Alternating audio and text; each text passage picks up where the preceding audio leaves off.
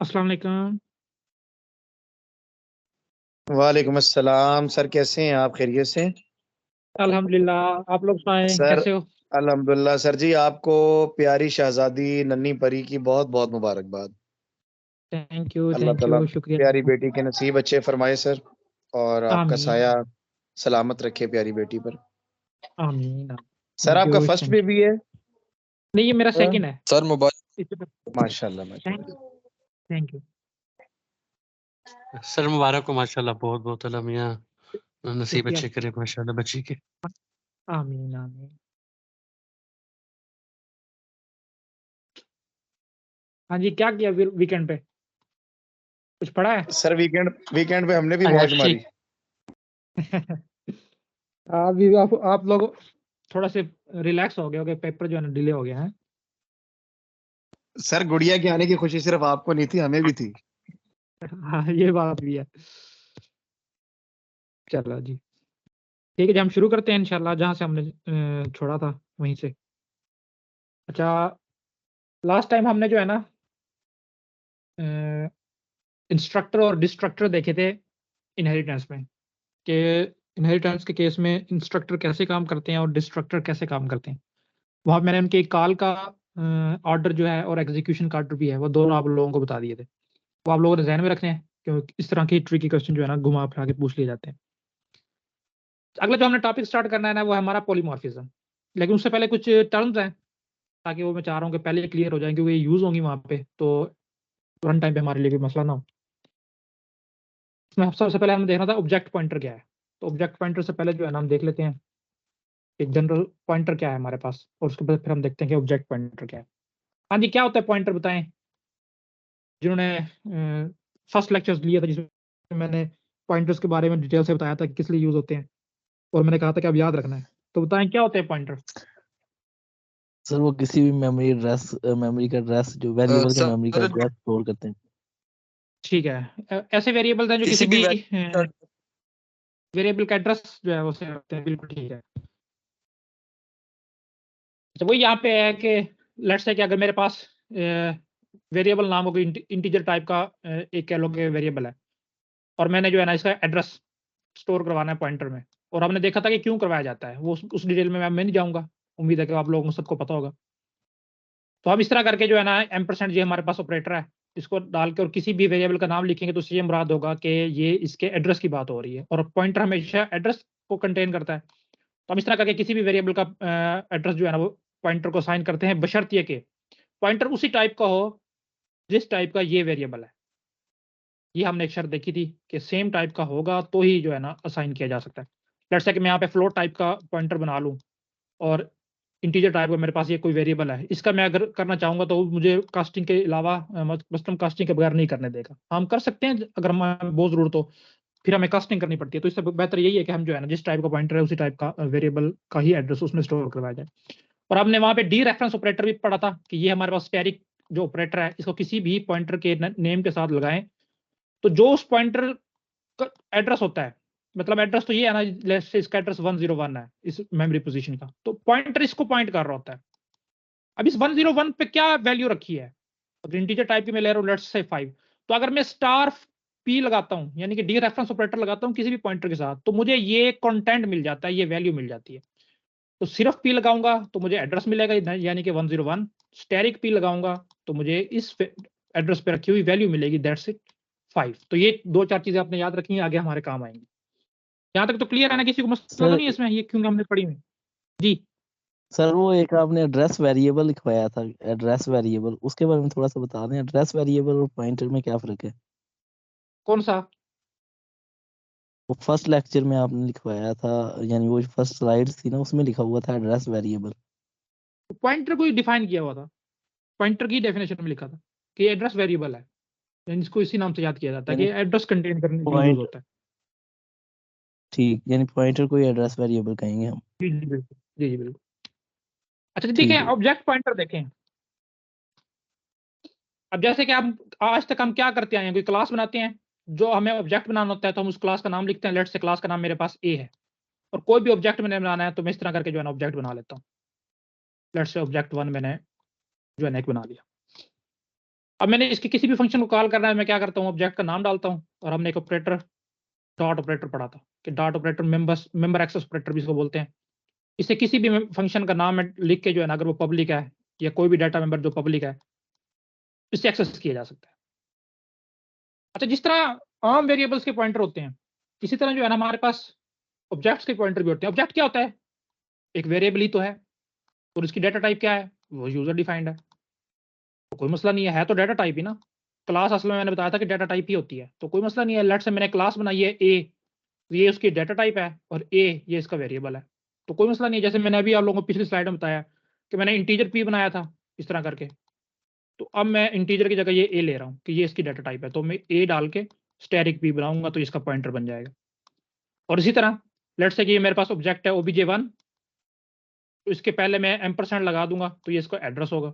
Memory में कहीं तो पड़ा होगा ना ये ऑब्जेक्ट, तो वही बिल्कुल इसी तरह जैसे मैंने वहां पे पहले किया था कि अब मैंने पॉइंटर बनाया पी, तो उसको मैं सिंपल जो है ना एम्परसेंड obj अगर लिखता हूं, तो ये ऑब्जेक्ट मेमोरी में जहां भी पड़ा है उसका एड्रेस इस पॉइंटर में सेव हो जाएगा।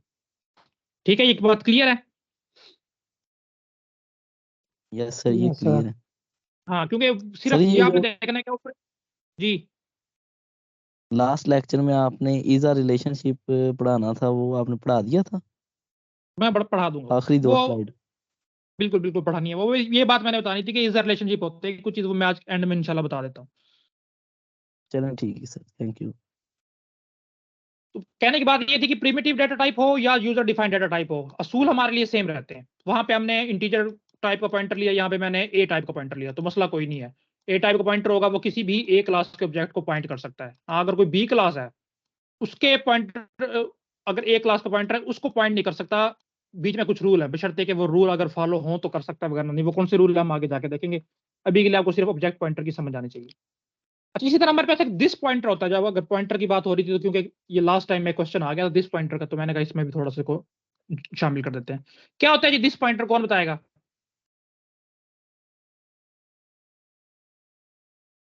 पढ़ा तो था सर, लेकिन हम नहीं याद है। क्यों नहीं याद?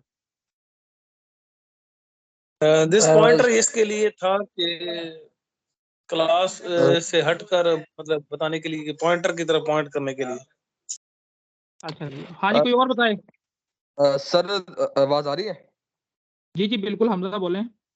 अच्छा सर, इसमें ये होता है कि अगर बेसिकली ये डाटा किसी भी पर्टिकुलर क्लास की डाटा मेंबर को पॉइंट आउट करता है। जब सर लेट्स सपोज हमने कोई डाटा मेंबर लिया है, कोई भी नाम रख लें, और अगर उसी के सेम हम वेरिएबल यूज करते हैं किसी और क्लास में, और तो सर वो फिर इस चीज को बताने के लिए होता है कि ये किस क्लास का डाटा मेंबर है, तो उसके लिए सर हम दिस पॉइंटर यूज करते हैं sir.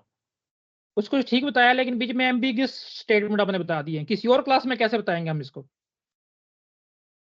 Sir with in the sorry sir, with in the class sir, अगर हम यूज करते हैं ना sir with in the class, sorry, ठीक है, तो उसमें ठीक है। जी सर।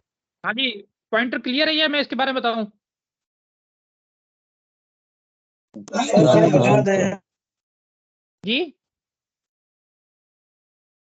बता दें थोड़ा सा। अच्छा ठीक है, देखो जी, मैं अभी आपको इसको मैं कंपाइल करके ही बताता हूँ। रुको एक मिनट। यार ये कैसे खत्म होती है? ऊपर ये आ जाती है, मुझे सारा करके करना पड़ता है। देखें जी,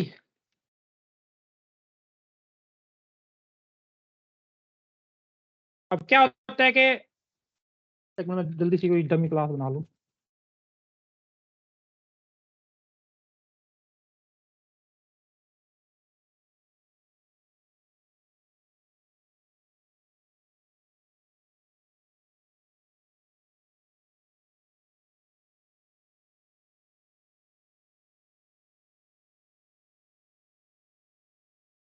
सर क्लास को मेन इंट मेन के अंदर लिख दिया। कोई नहीं, बाद में डाल देते हैं।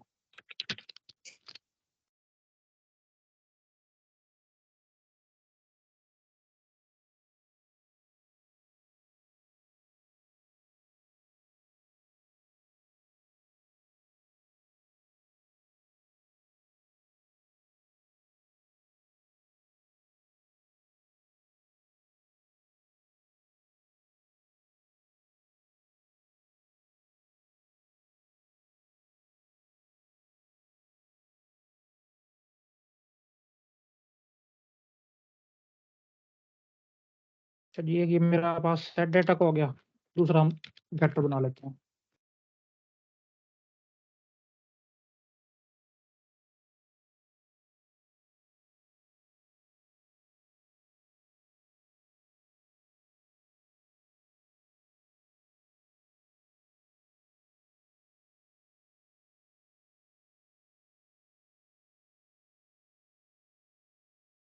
हाँ जी, इतना क्लियर है, किसी को मसला तो नहीं है?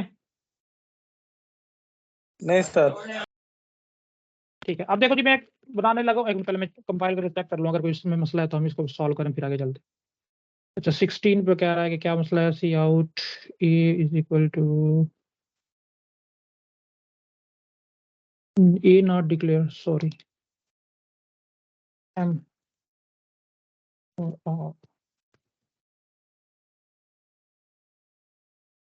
ठीक है। लो जी मैंने स्टूडेंट टाइप का एक ऑब्जेक्ट बनाया लेस्ट S1 में मैं सेट डाटा कर लेता हूँ। अच्छा मैंने अब जो सेट डाटा का फंक्शन बनाया ना, उसमें पहले मैं मार्क्स ले रहा हूँ और फिर मैं रोल नंबर ले रहा हूँ। तो मार्क्स में इसको दे देता हूँ 100 में से 90 और रोल नंबर लेट से 6। अच्छा, उसके बाद मैं सिंपल इसको शो डाटा कर लेता हूँ।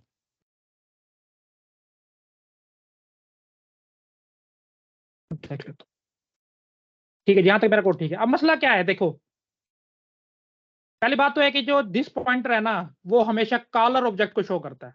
इसमें S1 है तो ये जहां पे भी इसके फंक्शन को कॉल किया जाएगा, लेट्स से कि इसमें सेट डाटा हो रहा है, इसकी बात हम कर लेते हैं, तो जहां जैसे ही ये सेट डाटा फंक्शन कॉल होगा, कंट्रोल यहाँ पे आएगा। तो यहाँ पे अगर मैंने किसी चीज को भी रेफर करना है ना, वो मैं करूंगा। समझ नहीं आ रहा होगा, लेट्स से मैं अभी थोड़ा सा इसमें चेंज करता हूँ, फिर आपको समझ आएगी।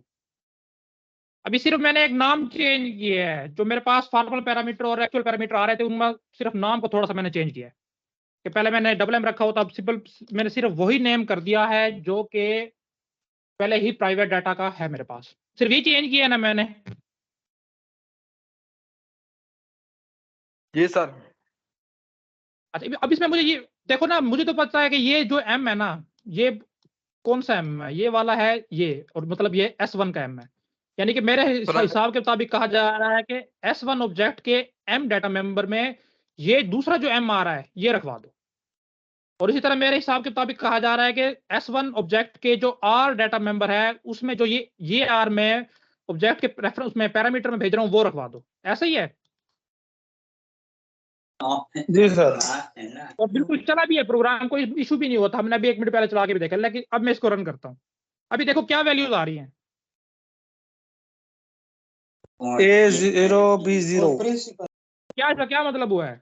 इसका मतलब है कि ये जीरो वैल्यू वो है जो कंस्ट्रक्टर चला था और उसने बाय डिफॉल्ट कंस्ट्रक्टर ने ए और बी में रखवाई हैं। मतलब जो यहाँ पे वैल्यूज रखी गई हैं उसको पता ही नहीं है प्राइवेट डाटा मेंबर्स हो गए, एम और आर में कोई वैल्यूज आई हैं। क्या हुआ है कि ये इसका थोड़ा सा ना ऑर्डर्स है कि कौन से वेरिएबल को प्रेफरेंस दी जाती है। हमेशा जो है ना लोकल वेरिएबल्स को प्रेफर दी जाती है। अब जैसे इसमें इंटर हुआ ना ये एम और आर, बेशक एम इसके डाटा मेंबर का भी नाम था, लेकिन इसने इसको भी यही समझा कि ये लोकल की बात हो रही है, दोनों इसने लोकल कंसीडर कर लिए हैं।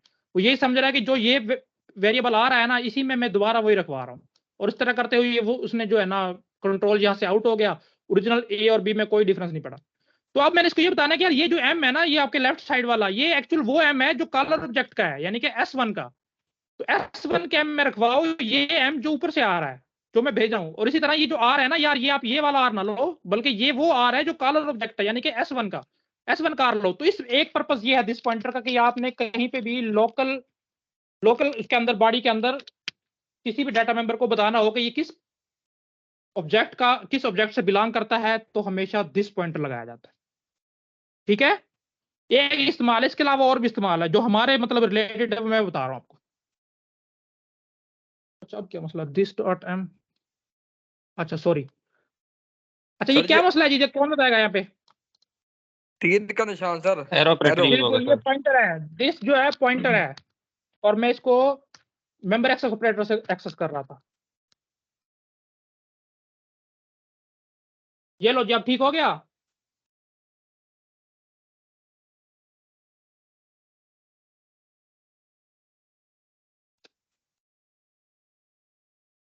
ठीक है, जी सर ठीक है। दिस पॉइंटर यानी कि कॉलर ऑब्जेक्ट को रेफर करने के लिए कहीं किसी भी फंक्शन में, और याद रखना कि लोकल है, जैसे ही ये यहाँ पे बॉडी से बाहर जाएगा, आउट ऑफ स्कोप होगा, ये पॉइंटर डिस्ट्रॉय हो जाएगा।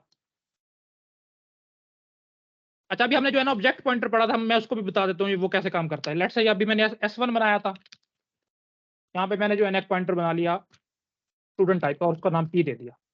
अब P में मैं सिंपल क्या रखवा रहा हूँ जी, एड्रेस ऑफ S1, और अब मैं P से जो है ना उसी एरो ऑपरेटर के थ्रू कॉल कर सकता हूँ। काम का तरीका वही है, सिर्फ थोड़ी सी नोटेशन चेंज है, S डाटा और शो डाटा को। देखो वहां पे सिर्फ मैं मेंबर एक्सेस ऑपरेटर से कर रहा था और साथ में जो है ना क्या लगा रहा था, ऑब्जेक्ट का नाम। यहाँ पे जो है ना सिर्फ मैंने एक चेंज किया कि पॉइंटर लिया है, पॉइंटर में मैंने उसका एड्रेस रखवा दिया है, और अब मुझे पता है कि अगर मैंने पॉइंटर एक्सेस करना है उसके लिए मेरे पास एरो ऑपरेटर होता है, तो मैं यहाँ पे एरो ऑपरेटर यूज कर रहा हूँ और कोई भी चीज चेंज नहीं हो। देखो सारी की सारी चीज वही सेम रही। तो ऑब्जेक्ट पॉइंटर भी आपको समझ आ गया क्या है, और दिस पॉइंटर भी समझ आ गया क्या है, कि किसी भी बॉडी के अंदर लोकली आपने बताना होगा किस चीज को रेफर किया जा रहा है, कॉलर ऑब्जेक्ट का डाटा मेंबर कौन सा है, उसके लिए दिस यूज कर सकते हो, इसके अलावा इस्तेमाल है, लेकिन हमारे लिए जो है ना ये आपको कम से कम याद रखना जरूरी है।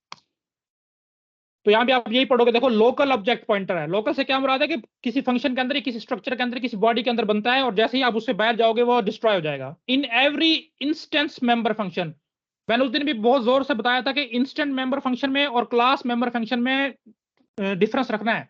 क्लास मेंबर फंक्शन मैंने स्टैटिक मेंबर्स को कहा था, तो ये सिर्फ और सिर्फ इंस्टेंस मेंबर फंक्शन की बात हो रही है, जो कि किसी ऑब्जेक्ट से बिलोंग करते हैं। अगर कोई ऑब्जेक्ट से बिलोंग नहीं करेगा वहां पे दिस पॉइंटर कभी भी काम नहीं करेगा, क्योंकि ये हमेशा कॉलर ऑब्जेक्ट को रेफर करने के लिए होता है। तो ये बात याद रखनी है कि इंस्टेंस मेंबर फंक्शन में ही सिर्फ दिस पॉइंटर यूज होगा। दूसरा बात है दिस कीवर्ड है, ये आपको याद रखना है, अगर नाम से भी जाहिर है। अच्छा, this can not be modified, आप इसको मॉडिफाई नहीं कर सकते किसमें, क्योंकि पॉइंटर है, आप कहते हो यार मैं इसमें किसी और का एड्रेस रखवाना चाहता हूँ, आप ये नहीं कर सकते। आप अगर दिस पॉइंटर में ओवर राइट करना चाहोगे वैल्यूज को, वो बता देगा कि ये दिस पॉइंटर है और इसको हमेशा इसमें वही एड्रेस होगा जो कॉलर ऑब्जेक्ट का है, तो इसको आप चेंज नहीं कर सकते।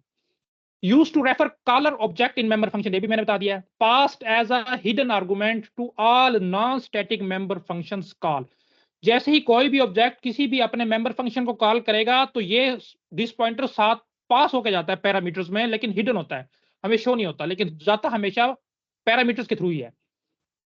अच्छा, this pointer is not available in static member functions, मैंने पहले ही बता दिया है स्टैटिक मेंबर फंक्शन किसी भी ऑब्जेक्ट से बिलोंग नहीं करते, तो इसलिए दिस पॉइंटर उसमें नहीं डिफाइन किया जा सकता और ना ही उसमें पास किया जा सकता है।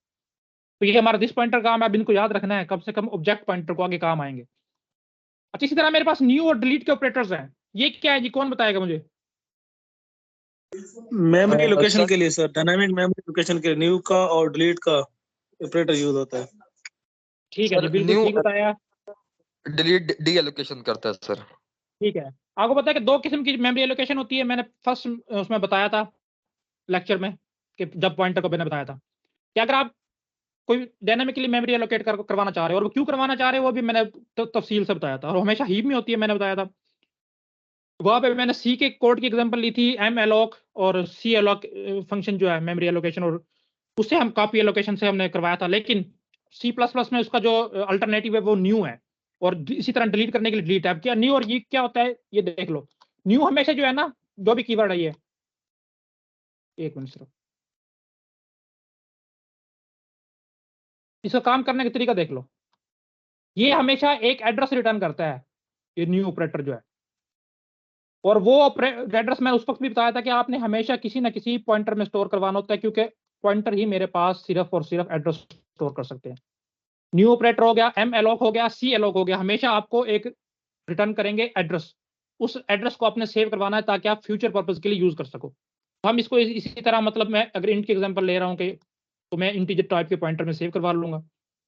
और इसी तरह अगर मैंने ये, अब मुझे थोड़ा सा बताना पड़ेगा, इस तरह काम नहीं बनेगा। ये देखो जी, ये मेमोरी के पोर्शन होते हैं, जैसे मैंने उस दिन बताया था, डाटा पोर्शन, स्टैक पोर्शन और हीप पोर्शन। अब जैसे ही आप न्यू का कीवर्ड लगा के कोई मेमोरी एलोकेट करवाना चाहते हो, पहले तो चेक करता है कि हीप में इतनी जगह है जितनी आप मांग रहे हो।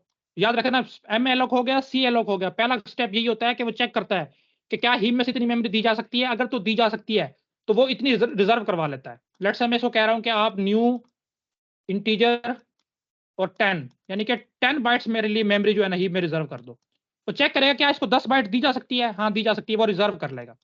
और इसके जो पहले बाइट का एड्रेस होगा ना, वो मुझे रिटर्न करेगा। ये लेट्स से उसने रिटर्न किया 101। अब यहाँ से मुझे 101 रिटर्न कर रहा है तो मैंने यहाँ पे एक पॉइंटर बनाया होगा हमेशा उससे मैं इसको स्टोर करवाऊंगा। तो यह साथ मैं बना ही लेता हूँ, और इंट, ये इसकी एग्जैक्ट स्टेटमेंट होती है। देखो हमेशा स्टेटमेंट किधर से पढ़ना शुरू करना है कि क्या कह रहा है, क्या कह रहा है कि न्यू से मुराद है हीप में मेमोरी एलोकेट करो, 10 बाइट की एड्रेस रिटर्न कर रहा है जो वो मैंने पी में स्टोर करवा लिया। अच्छा, अब ये मेमोरी तो बन गई, आपने काम भी कर लिया। और उस बाद मैंने बताया था कि जब भी आप किसी ऑब्जेक्ट वगैरह को डिलीट करते हो तो उस ऑब्जेक्ट तो डिलीट हो जाता है, उसमें जो पॉइंटर होगा इसको पॉइंट कर रहा होगा वो भी डिलीट हो जाएगा, लेकिन ये मेमोरी डिलीट नहीं होगी। उसके सोल्यूशन हमने देखा था कि डिलीट का कीवर्ड है, डिस्ट्रक्टर में मैंने ये एक्सप्लेन किया था। डिलीट का कीवर्ड लगाओगे उससे क्या होगा, मतलब इसी एग्जांपल में मैं डिलीट पी लगाऊंगा, इससे ये हरगिज मुराद नहीं है कि ये पॉइंटर को डिलीट करवाना चाह रहा है, नहीं।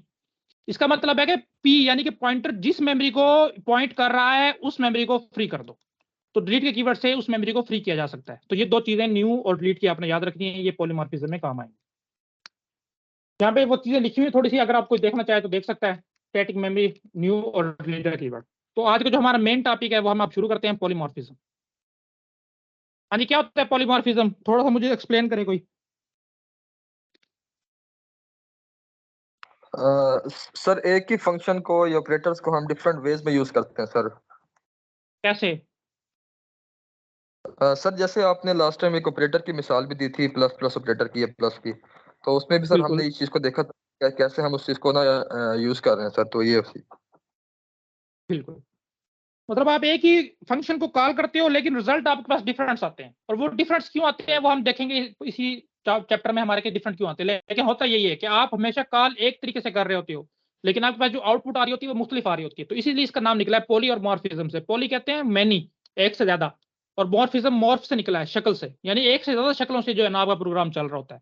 इसी को अब आगे चलते हुए एक्सप्लेन होगा, तो देखते रहना, ये बड़ा इंपॉर्टेंट टॉपिक है। कह लो कि ऊप की जितनी भी हमने आज तक चीजें पढ़ी है ना, इनहेरिटेंस वगैरह, पॉइंटर्स वगैरह, कंस्ट्रक्टर, डिस्ट्रक्टर, जितने भी हम पढ़ते आए हैं उन सारे का सारा जो यूज है ना वो पॉलीमॉर्फिज्म है। मैं ये बताता आया हूँ आपसे फर्स्ट डे से कि आप ये जो चीजें जो है ना हम आगे जाके जी सर इसको यूं कहा जा सकता है कि अगर एक जो है मैसेज सेंड किया जाए मल्टीपल क्लास ऑब्जेक्ट को और उसके रिस्पांस में वो प्रिकेटेडली उसको ऑर्डिनरी प्रॉपर्टी के साथ क्लास के साथ मतलब रिस्पांस करें, तो इस तरह कहा जा सकता है उसको। कहा जा सकता है बिल्कुल। अगर आप बिहेवियर जो है ना उनका डिफरेंट है, कॉल सेम कर रहे हो आप, मैसेज सेम दे रहे हो, लेकिन सबका जो बिहेवियर है ना उसके रिस्पांस में वो डिफरेंट है, तो आप कह सकते हो कि पॉलीमॉर्फिज्म की एक डेफिनेशन है। अभी यार ये चैप्टर पढ़ोगे ना आप, वो किसी को भी एक्सप्लेन करने में डिफरेंट आज के बाद डिफिकल्टी नहीं होगी इंशाल्लाह ताला।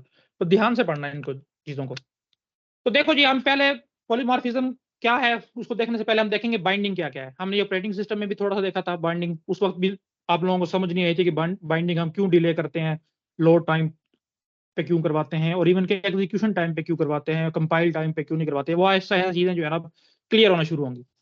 तो हमारा मेन टॉपिक है जो पॉलीमॉर्फिज्म जहां स्टार्ट होगी वो फंक्शन ओवरराइडिंग है। हम देखेंगे कि फंक्शन ओवरराइडिंग क्या है, क्यों की जाती है, और उसमें क्या क्या मसाइल आते थे। और उसके बाद हम देखेंगे वर्चुअल फंक्शन क्या है। वर्चुअल फंक्शन ने हमारे जो ओवरराइडिंग के प्रॉब्लम्स थे उनको कैसे सॉल्व किया। अच्छा, वर्चुअल फंक्शन बताते खुद क्या है वो हम देखेंगे। फिर हम देखेंगे वर्चुअल फंक्शन के साथ एक और टर्म यूज होती है, प्योर वर्चुअल फंक्शन। हम देखेंगे कि प्योर वर्चुअल फंक्शन क्या है, उसका यूज क्या है, क्यों यूज किया जाता है। और जहां पे भी सी प्लस प्लस के हिसाब से जहां पे भी प्योर वर्चुअल फंक्शन का नाम आएगा साथ ही एब्स्ट्रैक्ट क्लास पहले से ही तैयार खड़ी होगी। इनके लाजिम मलजूम है दोनों ये। तो हम देखेंगे कि एब्स्ट्रैक्ट क्लास भी क्या होती है। तो चलो जी हम शुरू करते हैं। बाइंडिंग बताएं जी क्या होता है, पढ़ के आ चुके आप लोग जो शुरू से पढ़ रहे हैं मेरे पास।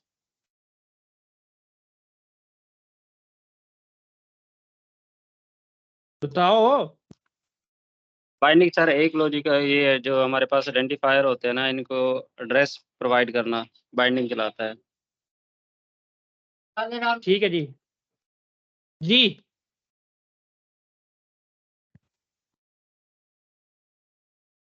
यार बाइंडिंग का कम ये है से सर कि कम उसके आइडेंटिफायर को एड्रेस के साथ मैच करना होता है, मैपिंग करनी होती है। बिल्कुल ऐसा ही है। अब देखो आपने तो सिर्फ मैंने कब से मैं बताता आ रहा हूँ कि वेरिएबल क्या है कि नेम्ड मेमोरी लोकेशन है, नेम्ड मेमोरी लोकेशन है।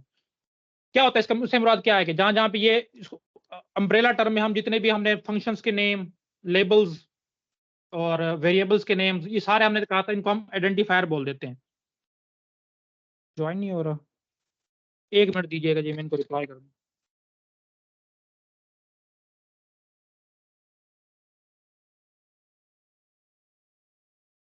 तो बाइंडिंग इसी का नाम है कि जो आइडेंटिफायर्स हैं जिसमें वेरिएबल्स भी आ सकते हैं, कोई लेबल्स हो सकते हैं, कोई फंक्शंस का स्टार्टिंग पॉइंट्स हो सकते हैं, फंक्शंस कॉल्स हो सकती हैं, उनको आपने जो है ना एड्रेसेस में चेंज करना है। एड्रेसेस में क्या मुराद है, अभी आप थोड़ा सा आगे जाके देखोगे कि इससे क्या मुराद है।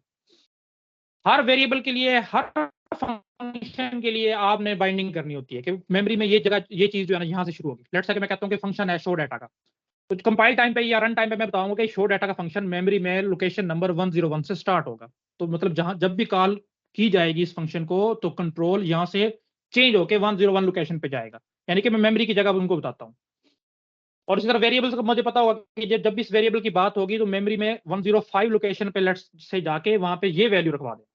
तो इस चीज को जो कन्वर्टिंग होती है कि नेम को आपने मेमोरी लोकेशंस में, एड्रेसेस में कन्वर्ट करना है, उसको हम बोलते हैं बाइंडिंग। ये हमने ऑपरेटिंग सिस्टम में भी देखा था और हमने वहां पे भी इसकी 2-3 टाइप्स देखी थी।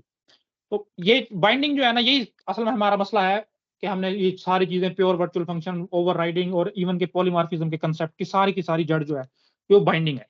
तो बाइंडिंग हमने करनी होती है। बाइंडिंग आप देखो दो टाइप की हो सकती है, दो कह लो कि दो वक्त में हो सकती है। एक तो कंपाइल टाइम में, जैसे ही कंपाइलर जो है वो आपके सोर्स कोड को ऑब्जेक्ट कोड में चेंज कर रहा होता है, अगर तो उसको पता होगा कि ये वेरिएबल्स, ये फंक्शन कॉल्स या ये आइडेंटिफायर, जो भी चीजें हैं कहाँ पे मेमोरी में लोकेट होंगी, कहाँ पे होंगी। जैसे कि हमने कहा था कि डाटा सेक्शन में जितने भी कोड आता है वो उसको पता होता है कि इसमें जो भी मेमोरी बनेगी वो ही स्टैक के सेक्शन में बनेगी, जिसको हमने एक्टिवेशन रिकॉर्ड भी कहा था। तो उसको वो कंपाइल टाइम पे पता होता है कि ये हमेशा जो है ना स्टैक में से इस पोर्शन घेरेगी और स्टैक में से ये पोर्शन जो है हम इसको दे देंगे। तो वो कंपाइल टाइम पे ही उनकी बाइंडिंग करता आता है, जो उसको पहले से श्योर होता है। और फिर हमने देखा था कि जैसे रन टाइम पे जो चीज फैसले होते हैं, जहाँ पे हमने पॉइंटर के यूज को देखा था, हमने बताया था कि ये चीजें जो है ना कंपाइल टाइम पे नहीं पता होती, क्योंकि कंपाइल टाइम पे फिर एड्रेस नहीं मिला होता। जब तक पॉइंटर को एड्रेस नहीं मिलेगा तो उसको क्या पता चलेगा कि मैंने किस एड्रेस पे जाना है, मेरे अंदर क्या चीज पड़ी है, कुछ चीज भी उसको पता नहीं होता। तो जितने भी डायनेमिकली हमने देखे थे फैसले हैं बाइंडिंग के, वो हम डिले कर देते हैं कि ताकि जब प्रोग्राम चल जाए, जब पॉइंटर के पास एड्रेस आ जाए, तब हम बताएंगे कि हाँ ये चीज जो है ना यहाँ पे होगी, यहाँ पे जाके आप इसको एक्सेस कर सकते हो। तो ये बाइंडिंग है। तो इसमें जो है ना एक अर्ली बाइंडिंग का कंसेप्ट है। तो अभी आपने कंफ्यूज नहीं होना कि ये क्या चीज है, कि सर बता क्यों नहीं रहे। जैसे जैसे प्रोग्राम चलेगा मैं आपको ईच एंड एवरीथिंग बताऊंगा, एवरी अर्ली बाइंडिंग क्या है, किस तरह से होती है। और एक हमारे पास लेट बाइंडिंग है।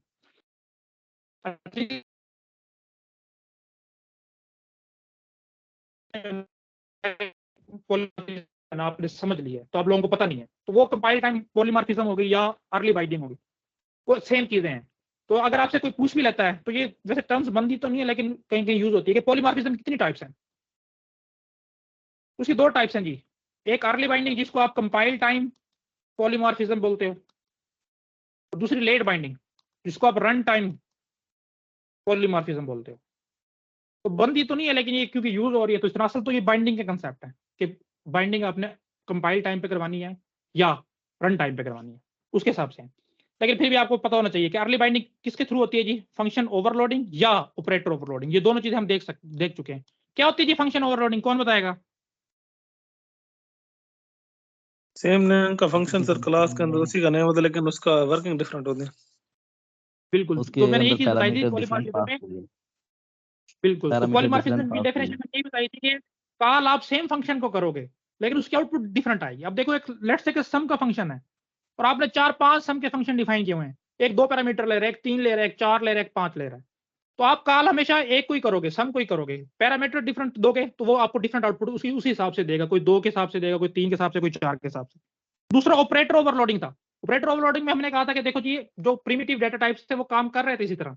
तो आपने क्या किया कि यूजर डिफाइंड डेटा टाइप्स को भी जो है ना इसके कह दो के काबिल बना दिया कि वो इन ऑपरेटर्स वगैरह को यूज कर सके। तो ये चीज भी जो है उसमें एडिशनल फंक्शनैलिटीज ऐड करने की, कि बेशक आप प्रिमिटिव डेटा टाइप के साथ से लगाओ प्लस के साइन को, यूजर डिफाइंड की जितनी भी टाइप्स हैं, माई क्लास है, स्टूडेंट है, पर्सन है, सब में आपने ऑपरेटर को ओवरलोड किया हुआ है। कॉल हमेशा सेम हो रही है लेकिन डिफरेंट हो रहा है। पर्सन के आप पर्सन के ऑब्जेक्ट P1 और P2 को प्लस कर रहे हो तो उनकी एज प्लस होके आ रही है, लेकिन वहीं पे आप स्टूडेंट के ऑब्जेक्ट S1 और S2 को प्लस कर रहे हो, देखो कॉल बिल्कुल सेम है, P1 plus P2, S1 plus S2, लेकिन उनकी एज प्लस होके आ रही है, स्टूडेंट की क्या हो रही है, मार्क्स प्लस होके आ रहे हैं। इस तरह कार के ऑब्जेक्ट है C1 और C2, उनको अब आप प्लस कर रहे हो तो उनकी माइलेज प्लस होके आ रही है। तो क्या है कि कार बिल्कुल सेम हो रही है, प्लस ही हो रही है, लेकिन उनकी आउटपुट डिफरेंट आ रही है, बिहेवियर उनका चेंज हो गया है, क्लास के हिसाब से बिहेवियर चेंज हो गई। तो यही तो पॉलीमॉर्फिज्म मैंने बताई थी। तो अर्ली आप ऑलरेडी पढ़ चुके हो, बस आपको पता नहीं था कि हम ये पॉलीमॉर्फिज्म ही पढ़ रहे हैं। तो फंक्शन ओवरलोडिंग होगी या ऑपरेटर ओवरलोडिंग होगी वो हम ऑलरेडी देख चुके हैं दोनों फंक्शंस को। उसी को आप अर्ली बाइंडिंग भी कह सकते हो। आपको पता नहीं है बस अर्ली बाइंडिंग है क्या, वो आगे प्रोग्राम में मैं बताऊंगा तो आपको क्लियर कट होगा। या आप उसको कंपाइल टाइम पॉलीमॉर्फिज्म भी बोल सकते हो।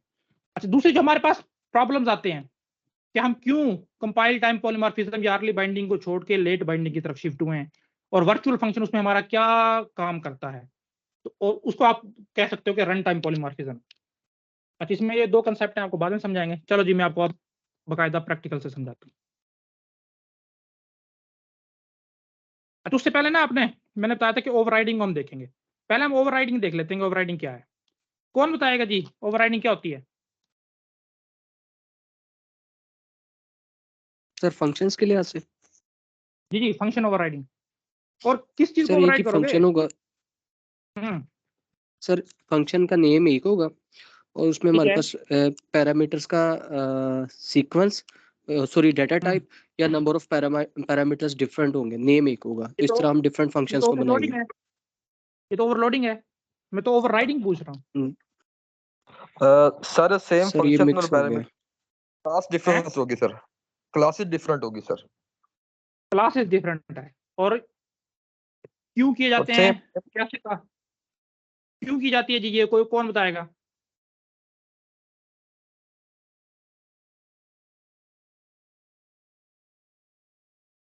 क्यों की जाती है ओवरराइडिंग? क्या जरूरत आ गई आपको एक ही फंक्शन को दोनों क्लासेस में पुट करने की?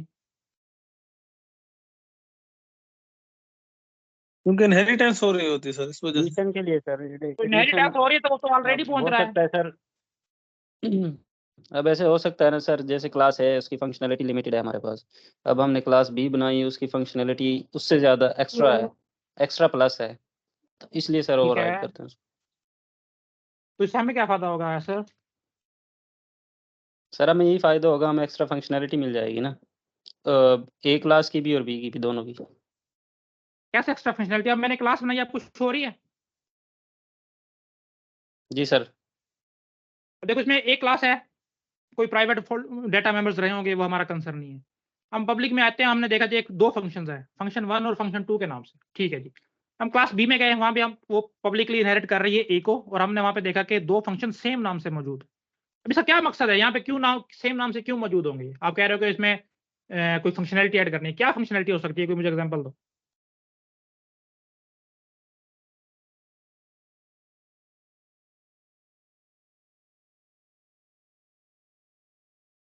सर फंक्शनैलिटी तो यही है कि मतलब ना, हम्म, ठीक बता रहे हो आप, अब जैसे गलत सर, नहीं आ रहा कोई। अब जैसे हम एक ऑब्जेक्ट बनाएंगे ना, तो ठीक है, इन दोनों क्लास एक्सेस कर लेगा सर, तो एक ऑब्जेक्ट। तो ठीक इससे है, ये होगा, हमारा बचेगा, मेमोरी भी बचेगी, और बार बार किसी भी चीज़ को मतलब डेटा टाइप को डिफाइन नहीं करना पड़ेगा। ये मजा नहीं आया। सर अगर इस तरह कहें कि अगर हमारा जो बिहेवियर है बेस क्लास का, उसको ड्राइव क्लास के अंदर भी उस तरह का बिहेवियर, डिफॉल्ट बिहेवियर चाहिए, तो इसलिए हम उसके फंक्शन को ओवरराइड करते हैं बेस क्लास के। क्या इस तरह से हो सकता है? आप आपने बिल्कुल उल्टा बताया है। चलो मैं आपको इसको एक्सप्लेन करता हूँ। अच्छा, पहले आप नीचे आ जाओ, पहले आप इस चीज को क्लियर करोगे, फिर मैं आपको एक्सप्लेन करता हूँ। ये दो स्टेटमेंट मैंने 17 और 18 नंबर पे लिखी हैं। एक क्लास का ऑब्जेक्ट बनाया है, उसको मैंने ए का ही नाम दे दिया है, और उससे मैंने फंक्शन 1 को कॉल किया है। बताओ जी कौन सी क्लास का फंक्शन कॉल होगा? यहाँ पे मैं लिख भी देता हूँ ताकि जब हम रन करें तो हमारे लिए आइडेंटिफाई करना आसान हो। इसमें मैं लिख देता हूँ कि ये ए क्लास का है, और इसको मैं कॉपी करके नीचे ले आया।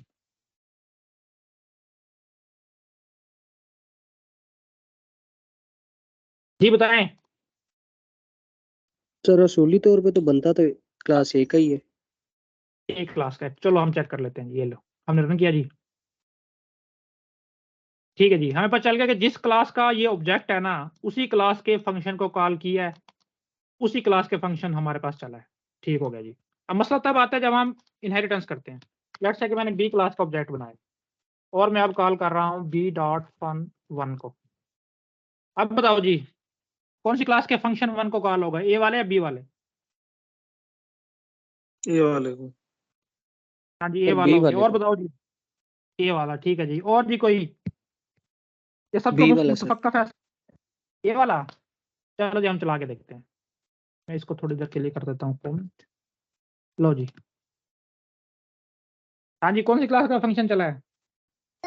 बी का सर। बी वाला। ठीक है। अब बात गौर से सुननी है। हमेशा जो है ना किसी भी फंक्शन की लेटेस्ट डेफिनेशन चलती है, ठीक है। अब लेटेस्ट डेफिनेशन से क्या मुराद है? यानी कि एक तो ये हो गया ना, पेरेंट क्लास में हमें पता है कि पेरेंट हमसे पहले गए हैं, वो तो डेफिनेशन ऑब्सलीट है, या आप कह लो कि एज्ड हो चुकी है, हमें पता है।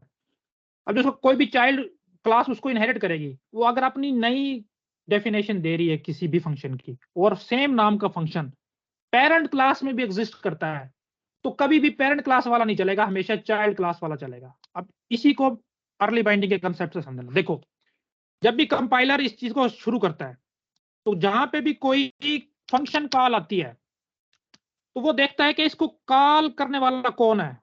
उसको पता चल गया जी ऑब्जेक्ट है। लाइन नंबर 22 पे फोकस करना, मैं वहां की बात कर रहा हूं। जब भी कोई फंक्शन कॉल आएगी, कंपाइलर ने आप करनी है बाइंडिंग कि किस क्लास में जाके इसको इस फंक्शन का डाटा उठाना है। तो वो देखेगा कि इसको कॉल करने वाला कौन है।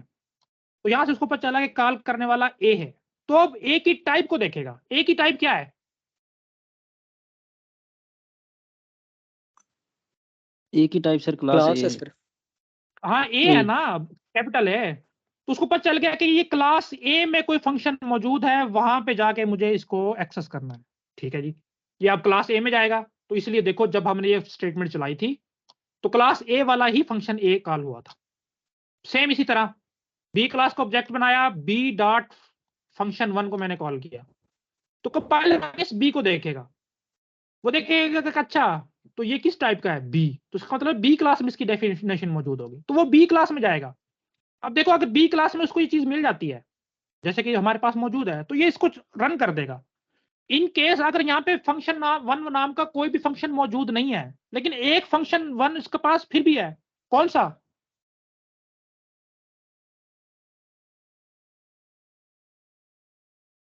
कि जो पेरेंट क्लास है, पेरेंट क्लास से इनहेरिट होके भी तो आया होगा ना। ड्राइव क्लास का सर ऑब्जेक्ट।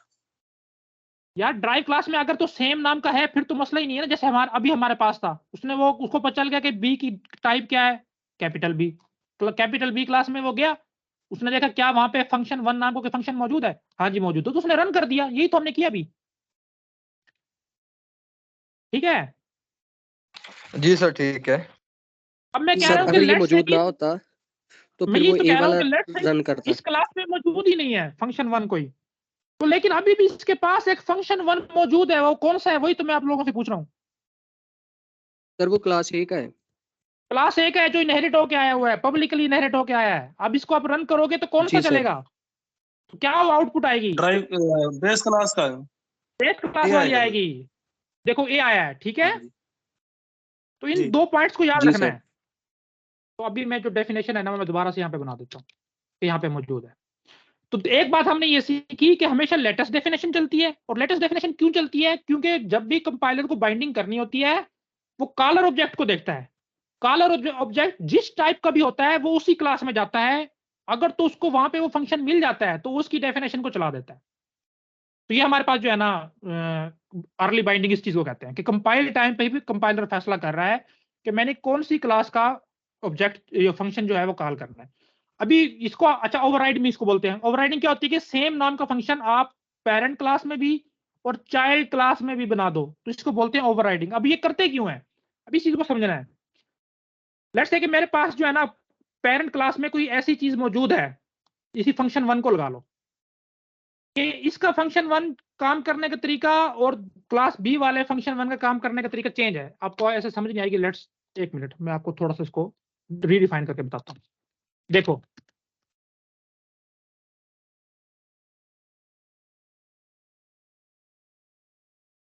लेट्स से मैंने क्लास बनाई कार की, उसमें कोई डाटा मेंबर रहे होंगे।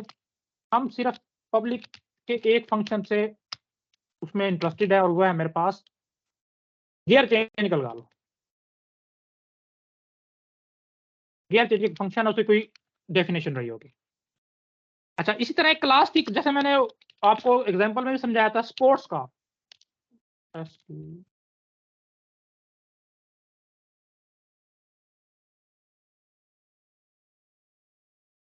इसमें भी एक, अब देखो जो पुरानी जमाने की कार थी ना मेरे पास, उसमें मैनुअल तरीका था कि आपके पास एक गियर चेंज करने के लिए हैंडल है, आप उसको मुख्तलिफ डायरेक्शंस में घुमाओगे, आपके गियर चेंज होते रहेंगे, या गियर इंक्रीमेंट का लगा लो कि एक के बाद एक गियर इंक्रीमेंट हो रहा है। लेकिन जो आपके पास स्पोर्ट्स कार आई है, अब जाहिर है गियर तो उसके भी चेंज होंगे, डायरेक्ट वो छठे सातवें पांचवें गियर में तो कभी भी नहीं जाएगी। जिनको ड्राइविंग वगैरह आती है वो मेरी बात समझ रहे होगे, हमेशा वो पहले गियर से स्टार्ट लेगी, दूसरा तीसरा इस तरह करके वो ट्रेवल करेगी। लेकिन मसला ये है कि उसके पास वो हैंडल है ही नहीं जिससे वो गियर चेंज करता है, ये टोटली ऑटोमेटिक है। तो कोई बटन्स हैं ये लगा लो, या कोई और तरीका का कार है कि इतनी स्पीड इसकी गई तो ऑटोमेटिकली जो है ना वो चेंज हो जाएगी। मतलब कहने का ये है कि गियर ये जरूर चेंज करेगी, फंक्शनैलिटीज को हमने वही प्रोवाइड करनी है जो कि हमारे पेरेंट क्लास में है, लेकिन इसका तरीका कार चेंज हो गया है। जो डेफिनेशन, जो तरीका कार पेरेंट क्लास में एक काम के करने को था, वो अब इसमें मेरे पास जो एप्लीकेबल नहीं रहा। समझ आ रही है या नहीं आई? जी सर रिपीट समझ कर आई? जी दीजिए सर आगे। अच्छा एक मिनट मैं कर देता हूँ। हमजा मैं कह रहा हूँ कि देखो कार है ना, पुराने जमाने की 86-82 मॉडल्स हैं समझ लो, उसमें वो हैंडल होता है जिससे आप गियर चेंज करते हो, फर्स्ट गियर लगाया साइड पे की, दूसरा लगाया आगे करके ऊपर की, जिस तरह भी तरीके कार होते हैं, ठीक है? जी सर। तो ठीक है, मैं मैनुअल आप हाँ, आप कार को ऑब्जेक्ट बना रहे थे, गियर चेंज को कॉल कर रहे थे, तो पहले दफा गियर चेंज को कॉल करते थे पहला गियर लग जाता था, मतलब बंदा जो आप ये समझ लो कि उसको हैंडल को ऊपर कर देता था फिर नीचे कर देता, गियर लग रहे थे। अब एक नई कार आई है स्पोर्ट्स कार, उसमें वो हैंडल है ही नहीं, लेकिन ये तो नहीं कह सकता कि उसको गियर चेंज करने की जरूरत ही नहीं है, ये तो मैं नहीं कह सकता। मतलब फंक्शनैलिटी मैंने उसको गियर चेंज की ही प्रोवाइड करवानी है, लेकिन उसका तरीकाकार चेंज है। अब तरीकाकार चेंज से एक तो हमने ये काम ये देखा था कि मैं ओरिजिनल क्लास कार वाली में जाऊं और टोटली गियर चेंज के फंक्शन को ही चेंज कर दूं, एक तो तरीकाकार ये है। लेकिन उससे मसला क्या होगा कि जिन कार में वो तरीका है ही नहीं जो लेटेस्ट आया है, वो सारी की सारी जो है ना उस तरीके के मुताबिक काम ही नहीं करेंगी। तो मुझे पता चल गया कि मुझे पूरी कार क्लास में जाके गियर चेंज के फंक्शन को चेंज नहीं करना। जो मेरे पास अपनी क्लास है स्पोर्ट्स कार, उसमें मुझे गियर चेंज के फंक्शन को कॉल करना चेंज करना पड़ेगा। अच्छा इसका तरीका आप ये भी कह सकते हो कि सर लेट्स से कि आप जो है ना गियर चेंज 2 के नाम का एक फंक्शन बना लें, इसका तरीकाकार चूंकि चेंज है तो हम इसको चेंज कर लेते हैं, ठीक है?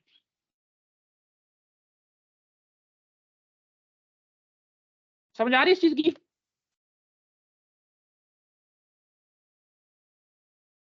ये सर ये यार इतनी आसान सी चीज समझ नहीं आ रही। जी सर समझ आ रही है। जिसको नहीं आ रही यार मुझसे कम से कम बोले तो सही ताकि मैं उसको समझाऊं। समझ आ रही सर, आ रही। तो देखो ना स्पोर्ट्स कार का गियर चेंज करने का तरीका नया है, तो मैंने नया फंक्शन बना लिया गियर चेंज न्यू, ठीक है?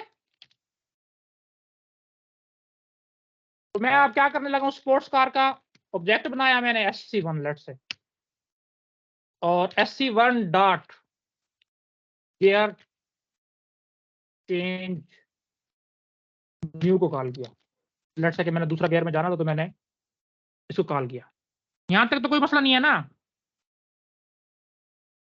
सर यार क्यों नहीं समझ आ रही? क्या सांप सूंघ गया है? ऐसा क्या मैंने मुश्किल बोला है? आप पहले साइकिल चलाते थे, आज कार चला रहे हो, क्या दोनों के ब्रेक मारने का तरीका सेम है? नहीं सर, यही तो मैं चीज बता रहा हूँ कि नई चीज जो आई है उसमें गियर चेंज करने का तरीका चेंज है। आपने ऑटो एडमिशन है, समझ आ गई। फंक्शनैलिटी प्रोवाइड करनी है, तो ठीक है मैंने क्या कि आज मैं एक नया फंक्शन बना लेता हूँ गियर चेंज न्यू का, उससे मेरे गियर चेंज होते रहेंगे। ऐसा ही है? जी सर। अगर ये चीज समझ नहीं आ रही फिर पॉलीमॉर्फिज्म कैसे आएगी? अब तो हम ओवरराइडिंग में फंसे हुए हैं। लेकिन मसला क्या है देखो, SC1 यानी कि स्पोर्ट्स कार का ऑब्जेक्ट अभी भी गियर चेंज के ओल्ड फंक्शन को कॉल कर सकता है कि नहीं कर सकता? कर सकते हैं सर। बेशक मैं इसको यहाँ पे इसकी फंक्शनैलिटी प्रोवाइड भी ना करूं, लो जी मैंने इसकी क्लास से खत्म कर दी। अभी 1-2 मिनट पहले मैंने बताया था कि फंक्शन 1 अगर क्लास B में नहीं भी है तो फिर भी वो कॉल होगा। कौन सा होगा? क्लास 1 वाला, क्योंकि वो इनहेरिट होके आया हुआ है, इनहेरिट होके आया हुआ है। तो मतलब जो मैं खुश हो रहा था ना कि मैंने गियर चेंज न्यू का फंक्शन डाल के जो है ना अपना काम चला लिया है, लेकिन देखो अभी भी स्पोर्ट्स कार का ऑब्जेक्ट पुराने तरीके से गियर चेंज करने की फंक्शनैलिटी को जो है ना वो कर रहा है, कॉल कर रहा है। तो ये तो गलत काम हो गया ना, कार एक है और गियर चेंज उसमें 2 तरीके से हो रहे हैं, तो ये तो गलत तरीका हो गया। तो मुझे पता चल गया कि नहीं, ये मेरी इम्प्लीमेंटेशन जो है ना वो ठीक नहीं है। तो मुझे पता चल गया कि मुझे कम से कम न्यू जो है ना गियर चेंज का फंक्शन ये तो नहीं बनाना मुझे मतलब वही है, लेकिन उसे मुझे चेंज करनी पड़ेगी। अब मसला ये है कि मेरे पास वो ऑलरेडी क्लास में बना भी हुआ है और यहाँ पे मैंने बना लिया है, तो यही तो ओवरराइडिंग मैंने किया है। ओवरराइडिंग करते ही इसलिए है कि पेरेंट क्लास में कोई आपको चीज प्रोवाइड की गई थी, लेकिन आपको अब उसकी लेटेस्ट डेफिनेशन, आपको कुछ इनहेंसमेंट, कुछ चेंजेस चाहिए, तो आप अपने एंड पे जो है ना उसको अपनी क्लास में रीडिफाइन कर लेते हो।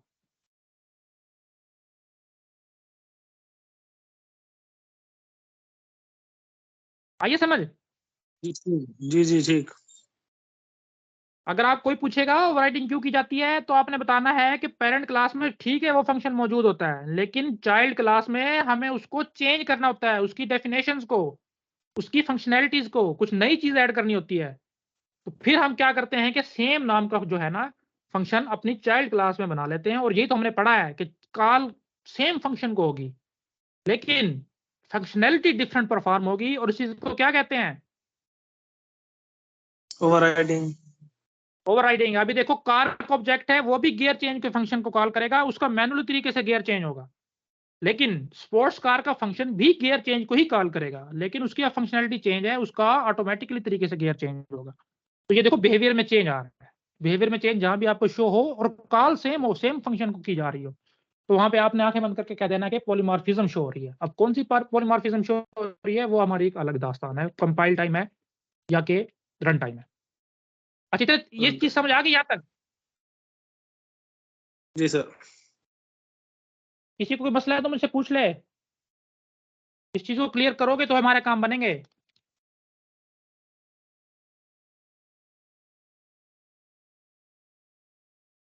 पूछो यार। पॉलीमॉर्फिज्म सबसे इंपॉर्टेंट कंसेप्ट है, अगर वो नहीं आया तो ऊप जो है ना समझ लो आपको पूरी की पूरी ऊप नहीं आती।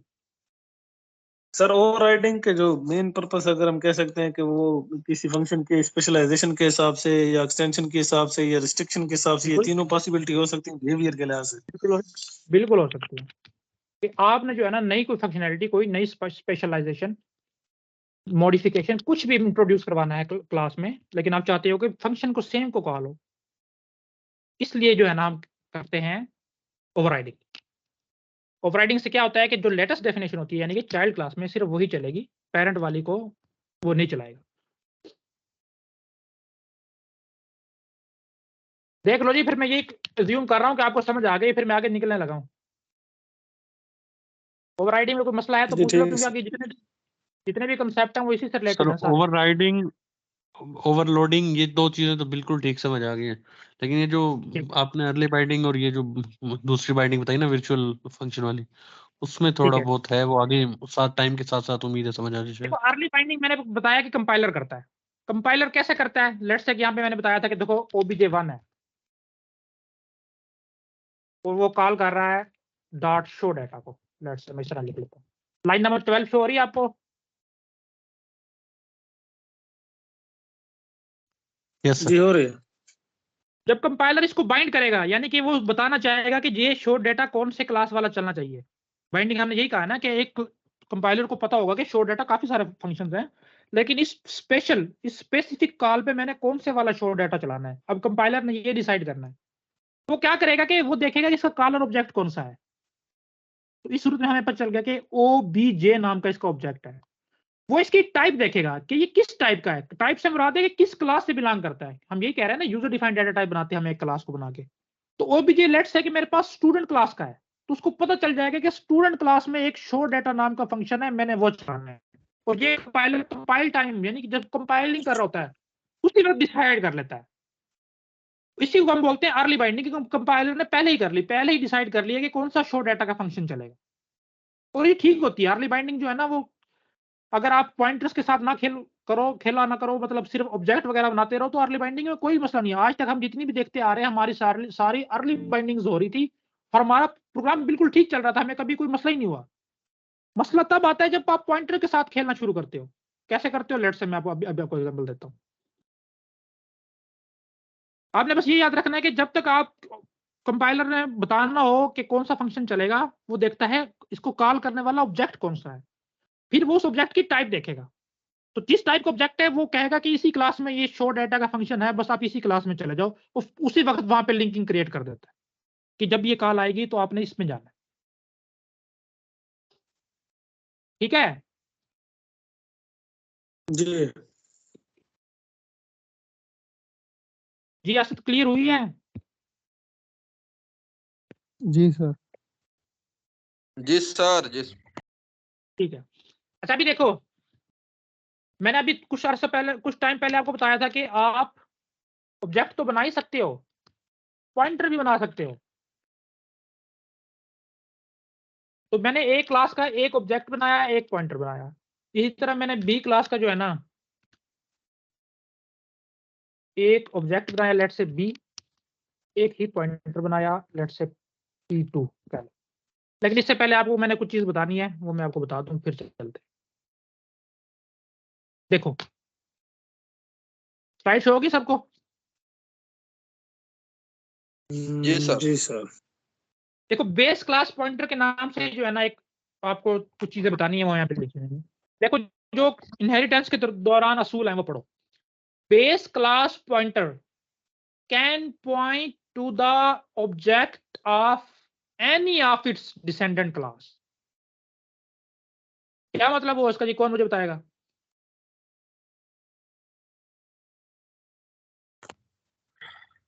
इसका मतलब है सर, बेस क्लास जो बेस क्लास का पॉइंटर बनेगा ना, वो जितनी भी इसकी ड्राइव्ड क्लासेस होंगी, चाइल्ड क्लासेस होगी, वो उनके किसी भी फंक्शन को कॉल कर सकता है। बिल्कुल, उसका एड्रेस होल्ड कर सकता है। लेट्स से कि पेरेंट Yes, sir. क्लास की एक क्लास है जिसको मैंने पेरेंट ही कह लिया है, उसका मैंने ऑब्जेक्ट बनाया है P। इस तरह की इधर चाइल्ड क्लास है जिसको मैंने चाइल्ड ही कह दिया है, इसको मैंने एक ऑब्जेक्ट बनाया है C1। अब वो कह रहा है कि देखो P जो है ना, लेट्स से कि इधर मैंने P1 ऑब्जेक्ट भी बनाया हुआ है। P1 का एड्रेस तो होल्ड कर ही सकता है, यानी कि इसको तो पॉइंट कर ही सकता है, लेकिन इसके साथ साथ P जो है वो उसकी चाइल्ड क्लास के भी किसी भी ऑब्जेक्ट को पॉइंट कर सकता है, उसका एड्रेस होल्ड कर सकता है। और सिर्फ ये चाइल्ड नहीं, अगर मतलब क्लास ए है, उससे क्लास बी ड्राइव है, बी से सी है, सी से डी है, तो ये ए वाला है, ये डी क्लास के ऑब्जेक्ट को भी पॉइंट कर सकता है, उसका भी एड्रेस होल्ड कर सकता है। इस कंसेप्ट की समझ आई है? जी सर। यानी कि अगर अभी मैंने एग्जांपल दी थी कार और स्पोर्ट्स कार की, कार उसमें पेरेंट क्लास थी, यानी कि अगर मैं एक पॉइंटर बनाता हूं कार टाइप का, वो कार टाइप के ऑब्जेक्ट को तो पॉइंट कर ही सकता है, स्पोर्ट्स कार के टाइप के ऑब्जेक्ट को भी पॉइंट कर सकता है तो स्पोर्ट्स कार कार ही ना।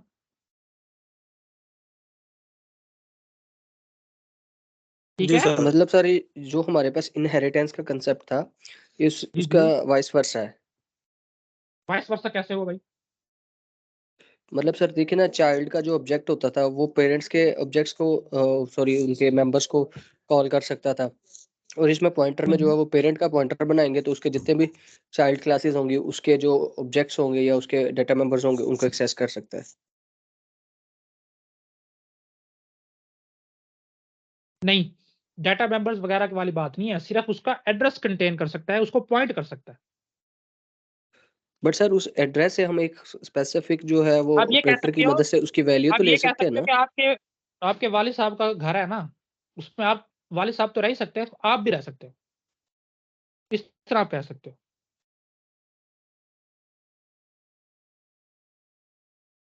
ठीक है, जी ठीक है सर। सिर्फ आप उसको एक कंटेनर प्रोवाइड कर रहे हो, पॉइंटर प्रोवाइड कर रहे हो कि वो पॉइंट कर सकता है। यही तो असल चीज समझने की है, जो आप कह रहे हो कि ना वो उसके फंक्शंस वगैरह को भी एक्सेस कर सकता है, नहीं कर सकता, यही तो हमने चीज अलाउ नहीं करनी, यही तो सारी पॉलीमॉर्फिज्म की गेम है। लेकिन नॉट वाइस वर्सा, कि चाइल्ड का पॉइंटर जो है ना वो अपने पेरेंट क्लास के ऑब्जेक्ट को पॉइंट नहीं कर सकता। दूसरी बात, ठीक है? ये दो बातें याद रखनी है कि पेरेंट क्लास का पॉइंटर अपनी कोई भी चाइल्ड, ग्रैंड चाइल्ड या उससे जितनी नीचे आप चलते जाओ, जितनी भी डिसेंडेंट नीचे ले जाओ, उन सब में से किसी को भी अगर पॉइंट करना चाहे, यानी कि उसको एड्रेस कंटेन करना चाहे, तो ये कंपाइलर अलाउ करते हैं। लेकिन अगर चाइल्ड कहे कि मैं अपने पेरेंट को पॉइंट करूंगा, नहीं, ये नहीं हो सकता। तो ये दो आपने याद रखने हैं। तो ये मैंने तरीके से समझा भी दिए। अब हम दोबारा अपने काम की तरफ चलते हैं। देखो 12 नंबर स्टेटमेंट देखो, मैंने पेरेंट क्लास का एक ऑब्जेक्ट बनाया, ठीक है जी। उसके बाद मैंने पेरेंट ही टाइप का एक पॉइंटर भी बनाया, ठीक हो गया जी। अच्छा, उसके बाद जो है ना, मैंने चाइल्ड क्लास का एक ऑब्जेक्ट बनाया भी।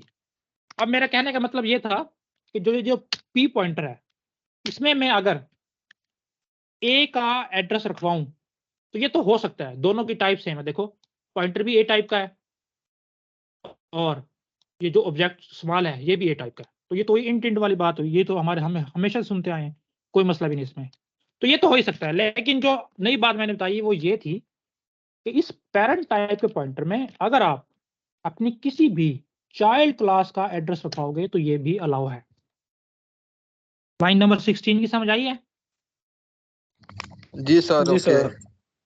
बस यही गेम है सारी। अगर आपने यहां तक समझ लिया ना, बस आपके लिए फिर ये वर्चुअल फंक्शन और प्योर वर्चुअल फंक्शन कुछ भी नहीं है। अब देखो, पहले हम क्या करते थे, यहाँ पे मैं कमेंट्स में लिख रहा हूँ।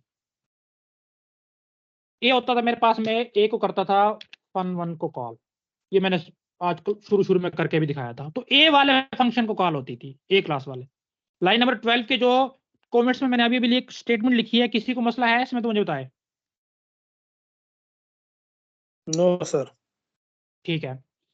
अच्छा, इसी तरह जो ये बी क्लास का ऑब्जेक्ट था, तो जब भी मैं b.fun1 करता था तो हमेशा क्लास बी में जो फंक्शन 1 था, यहाँ पे मैंने बनाया, हाँ बनाया, वो कॉल होता था। ऐसा ही है? जी सर। अच्छा, इसको जो है ना अभी हम क्योंकि दोबारा चलाएंगे, मैं सिर्फ एक सी आउट स्टेटमेंट जैसे मैंने पहले डाली थी ताकि हमें पता चल सके कौन सा कॉल हुआ है। तो यहाँ पे हम लिख लेते हैं कि ए वाला कॉल हुआ है। तो इसी को मैं कॉपी कर लेता हूँ, बी क्लास में भी डाल देता हूँ। अच्छा, ये पब्लिक है बी क्लास में, ये इसको मैंने अभी प्राइवेट किया हुआ है, इसको मैं थोड़ा चेंज करके पब्लिक कर दूँ वरना एक्सेसिबल नहीं रहेगा। तो इस फंक्शन की डेफिनेशन में मैं ये डाल देता हूँ कि ये क्लास बी का है। ठीक है जी, यहाँ तक हमने देखा था, सारा कुछ ठीक था। अब वो कह रहा है कि लेट्स से के पॉइंटर में मैंने रखवा दिया ए का एड्रेस, तो कोई बात नहीं, हमने पढ़ा है कि पॉइंटर आपके पास है, एरो ऑपरेटर लगाओ और fun1 को कॉल करो। हाँ जी, कौन सा फंक्शन 1 कॉल होना चाहिए? क्लास ए वाला, बी वाला? ए वाला कॉल होना चाहिए। ए वाला, ठीक है, मैं चला के दे। अच्छा एक मिनट, यहाँ पे कोई मसला है जी, लाइन नंबर 13 में क्या है जी? डबल बी ब्रैकेट का है जो सर, आपने लगी ना हुई है। डबल लिख ठीक है, दिया सर आपने। ठीक है, डबल ठीक है। फंक्शन लेके दिया। अभी 22 में भी कुछ कह रहा है अभी, रिटर्न 0 किस बात की जी? यहाँ पे कोई चीज़ मिसिंग है क्या? ब्रैकेट का इशू है, एक मिनट। क्लास 1 की, ठीक है। अच्छा, क्लास बी की यहाँ पे है, मेन यहाँ पे है, तो ठीक है।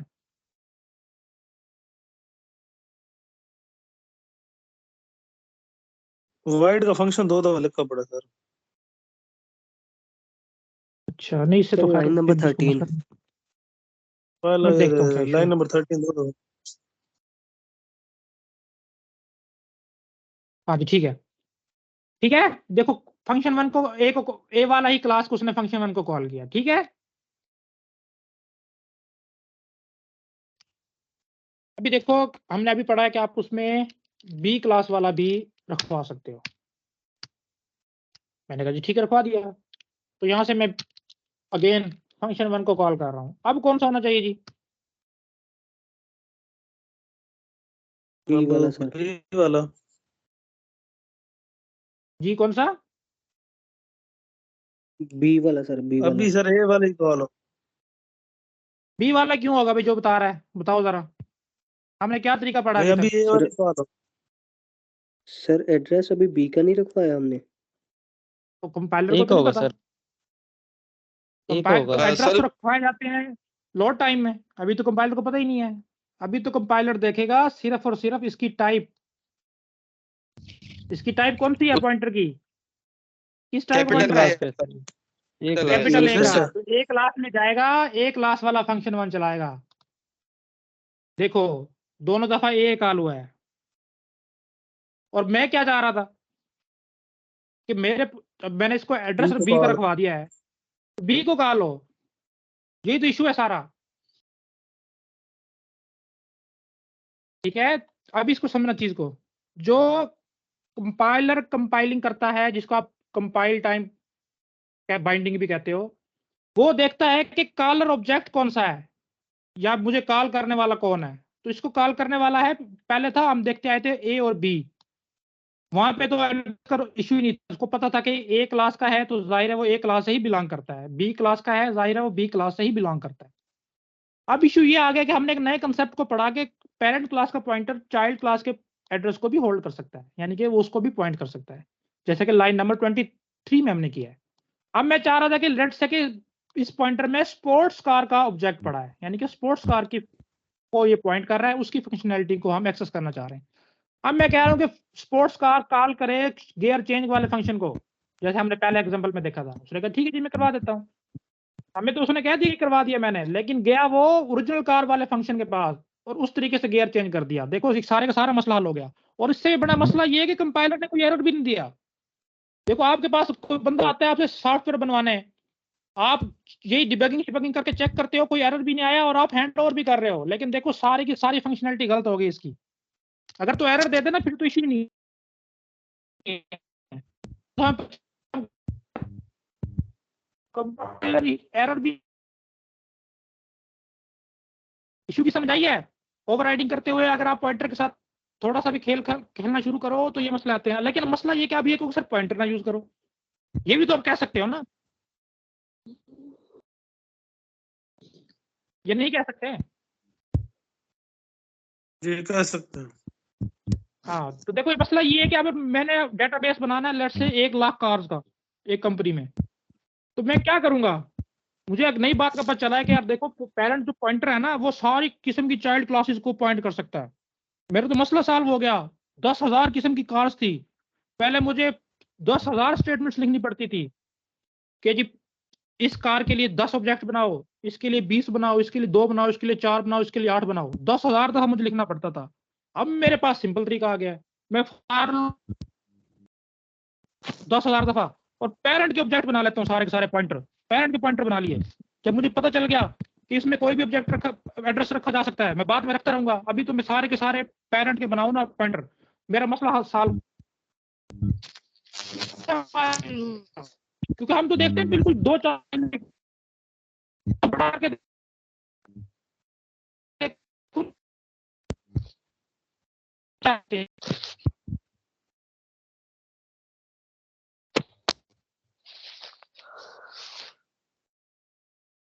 इस चीज को कैसे ठीक किया जा सकता है जी, कोई कौन बताएगा, कोई दे अपनी सजेशन इस चीज को ऐसे ठीक किया जा सकता है।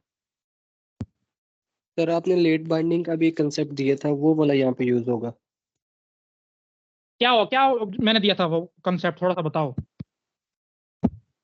सर उसमें हमने जो है वो बाइंडिंग करनी होती है सर एग्जीक्यूशन टाइम पे, कंपाइल टाइम पे नहीं। तो कैसे मैं बाइंडिंग करूंगा मुझे बताओ। सर ये तो भी आपने तो बताया नहीं उसको था। सर अगर हम देखो ना जी, इसको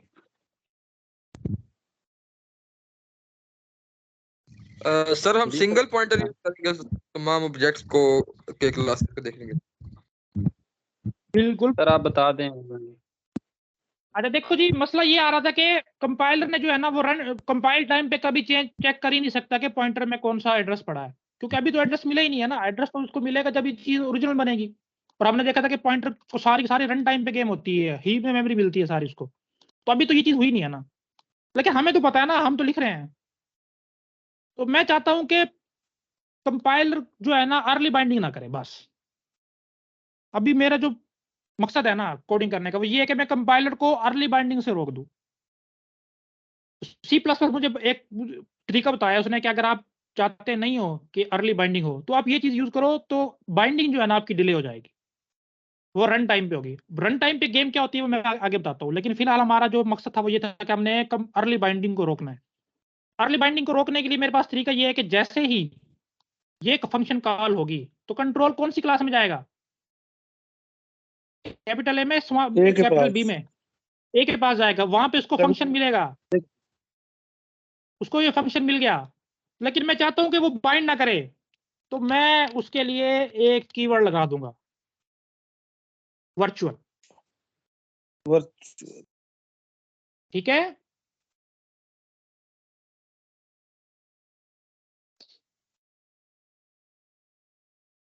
समझ आई? जी सर।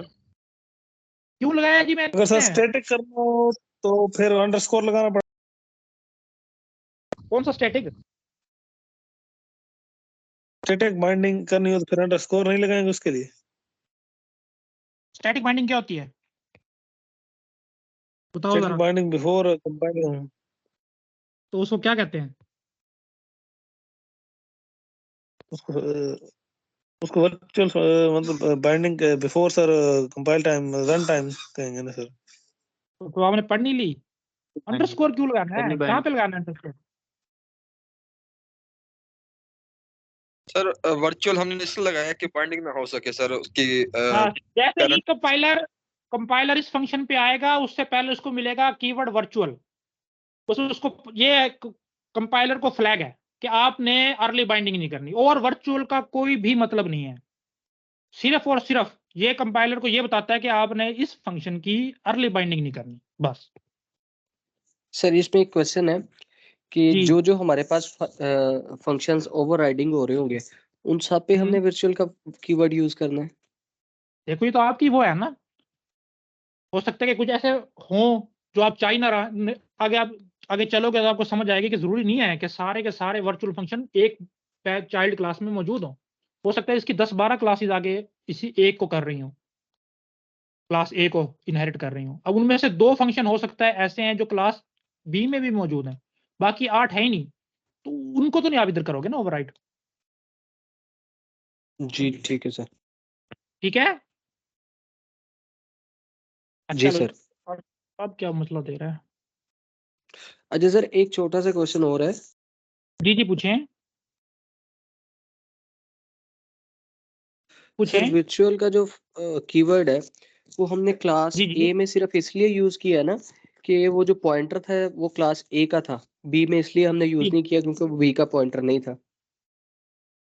नहीं नहीं, हमने सिर्फ इसलिए यूज किया है कि कंपाइलर को बता सके कि आपने अर्ली बाइंडिंग नहीं करनी, बस।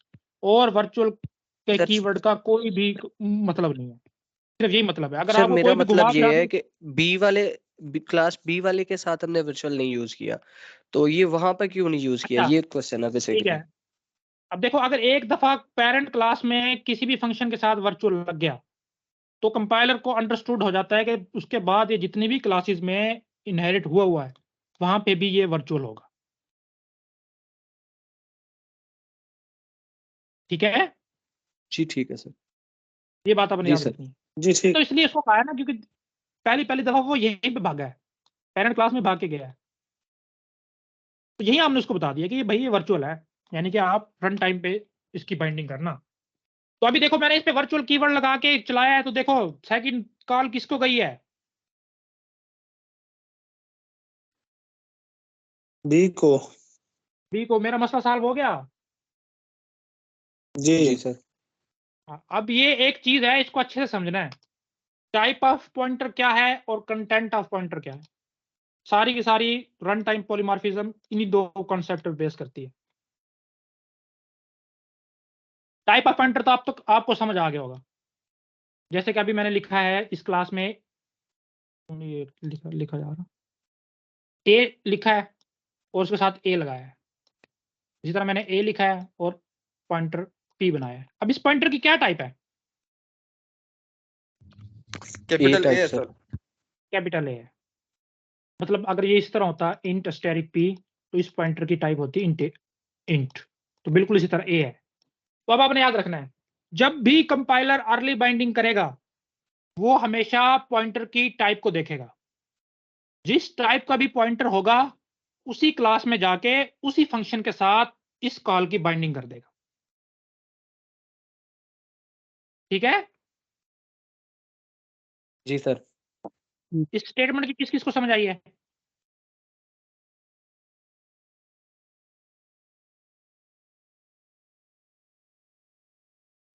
जी सर आ किस गई। किस ये को तो समझ आई अभी है? आपने प्रोग्राम में भी किया है। बिल्कुल, जब भी अर्ली बाइंडिंग होगी कंपाइलर पॉइंटर की टाइप को देखेगा। जिस टाइप का पॉइंटर होगा उसी क्लास में जाएगा और इस फंक्शन कॉल की डेफिनेशन को ढूंढेगा। अगर तो सेम नाम का फंक्शन उस क्लास में एग्जिस्ट करता हुआ तो वो उसको रन कर देगा, जैसे कि हमारी क्लास में हुआ है।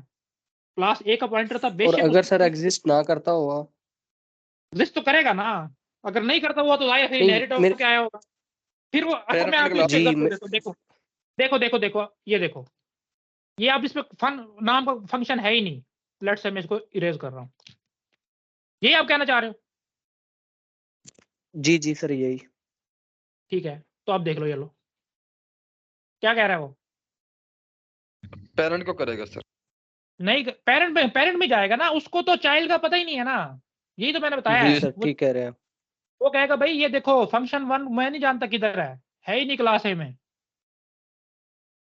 फौरन से एरर। ठीक है, जी जी सर सर। ठीक। तो आप इस चीज को अच्छे से समझ लेना है। तो टाइप ऑफ पॉइंटर देख लो कि हमेशा वो पॉइंटर की टाइप को देखेगा। जिस टाइप का भी पॉइंटर हुआ उस क्लास में जाएगा। अगर तो उसमें फंक्शन हुआ उसको कर देगा रन, नहीं हुआ तो एरर। ये हमने बात की कंपाइल टाइम पॉलीमॉर्फिज्म या अर्ली बाइंडिंग की। अभी हम करने लगे हैं लेट बाइंडिंग की। कंपाइलर को हमने वर्चुअल का कीवर्ड लगा के बता दिया कि आपने लेट बाइंडिंग करनी है। तो बाइंड तो कंपाइलर ने ही करना है ना, तरीकाकार तो वही है कि वो टाइप को देखेगा। बेशक लेट करवा लो उससे, तो उसने टाइप देखी, टाइप तो फिर पेरेंट की थी, तो फिर भी वो पेरेंट में जाएगा। ऐसे ही है। जी सर। तो यही यहाँ है बस। देखो, जब भी लेट बाइंडिंग होगी ना, जब भी वो उसके बाद रन टाइम पे बाइंडिंग करेगा वो पॉइंटर की टाइप को नहीं देखेगा, वो देखेगा उसके कंटेंट को कि उसके अंदर अभी क्या चीज पड़ी है। दूसरे लफ्जों में आप कह सकते हो किस ऑब्जेक्ट का एड्रेस पड़ा है।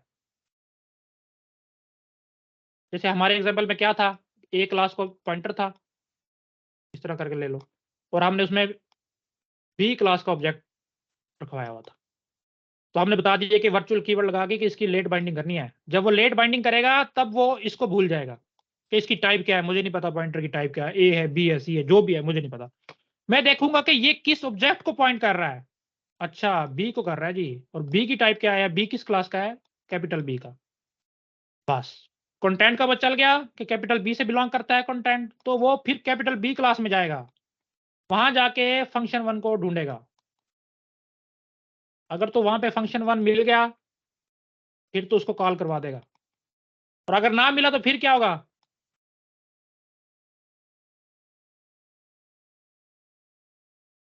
ना हाँ जी मिला बोलो, तो अगर सर ना वो मिला फिर एक कोई सर चलाएगा, एरर जाएगा। होगा। कोई चलाएगा। एरर। एरर क्यों आएगा? नहीं एरर नहीं आएगा, एरर नहीं आएगा। क्या आएगा? यही चेक आएगा कर लिया सर, क्या आएगा? आउटपुट में हमारे पास ये आएगा। देखो, बेशक मैं अपने वाला बी हटा, ये फंक्शन 1 हटा भी लूं, एक फंक्शन तो अभी भी उसके पास मौजूद है ना। यही तो मैंने पहले बताया था। कौन से वाला? ड्राई क्लास वाला। पेरेंट क्लास वाला। जो विर्चुअल हुआ है, पेरेंट क्लास वो तो विर्चुअल हुआ मौजूद है। है, वो तो चलेगा ही चलेगा ना। बस ये है कि डेफिनेशन ओल्ड वाला चलेगा, चलेगा जरूर। ये नहीं आप कहोगे कि वो पेरेंट में नहीं जाएगा, नहीं पेरेंट में नहीं जाएगा बेशक वो, लेकिन पेरेंट वाले तो इधर आए हुए हैं ना, हमें नहीं श्योर है, वो अलग बात है, आए तो हुए हैं ना। इस टॉपिक को जिसने समझ लिया है ना, उसको उसके लिए अब आगे सारी चीजें आसान हो गई हैं। शैलो कॉपी, डीप कॉपी, और ये जितनी भी चीजें हैं, प्योर वर्चुअल, वर्चुअल जितने भी आगे कंसेप्ट है, कभी तंग नहीं करेंगे अगर ये चीज आपको समझ आ गई। 2 पॉइंट है सिर्फ, टाइप ऑफ पॉइंटर और कंटेंट ऑफ पॉइंटर। अगर आपको ये समझ आ गया, आपको पॉलीमॉर्फिज्म की समझ आ गई। सर कंटेंट ऑफ पॉइंटर थोड़ा सा मजीद बता दें सर। अच्छा ठीक है, देखो हमजा मैंने कहा है कि जब भी रन टाइम बाइंडिंग होगी या कह लो कि लेट बाइंडिंग होगी, और वो हमें कैसे पता चलेगा, कंपाइलर को हमने बता दिया वर्चुअल कीवर्ड लगा के, उसके बाद पॉइंटर वो कंपाइलर जो है ना पॉइंटर की टाइप को भूल जाएगा। बेशक ये ए टाइप का पॉइंटर था, लेकिन जब वो रन टाइम पे करेगा तो उसका मैकेनिज्म चेंज है, वो उसकी टाइप को नहीं देखेगा, वो देखेगा कि किसको पॉइंट कर रहा है। अभी तो मैंने यहाँ पे %b लिखा है, लेट्स से कि एक और क्लास है सी, वो भी ए को पॉइंट कर रही है, तो पी पॉइंटर उसके एड्रेस को भी कंटेन कर सकता है। लेट्स से कि सी है, इस तरह कोई डी है तो पॉइंटर बेशक डी को पॉइंट कर रहा हो। तो उसके बाद जब भी बाइंडिंग होगी, यानी कि फंक्शन कॉल का रेजोल्यूशन होगी कि कौन से क्लास वाली चलनी है, तो वो इसके बेस पे होगी कि ये जो है ऑब्जेक्ट ये किस टाइप का है, ना कि इस पॉइंटर की बेस पे। तो सी का है तो सी में जाएगा, डी का है तो डी में जाएगा, बी का है तो बी में जाएगा। पहले क्या हो रहा था, पहले बेशक ए का एड्रेस पड़ा है, बी का पड़ा है, सी का पड़ा है, डी का पड़ा है, जो भी है कोई मसला नहीं था, हमेशा टाइप की बात हो रही, पॉइंटर की टाइप जो ए थी वो भाग सर के ए में मतलब जाता था। सर मतलब पहले पॉइंटर की प्रायोरिटी देता है वो, मतलब जो पहली बिल्कुल, टाइप है आपने बताया, और सर पॉइंटर की दूसरी टाइप कंटेंट, को, जी सर पॉइंटर टाइप को, और सर दूसरा कंटेंट ऑफ पॉइंटर में सर वो जो कंटेंट है या पॉइंटर में जिसको पॉइंट आउट करे उसको प्रायोरिटी देगा वो। बिल्कुल बिल्कुल बिल्कुल, जिसका एड्रेस पड़ा है, कंटेंट पड़ा है, क्या चीज है उसके जी अंदर। सर।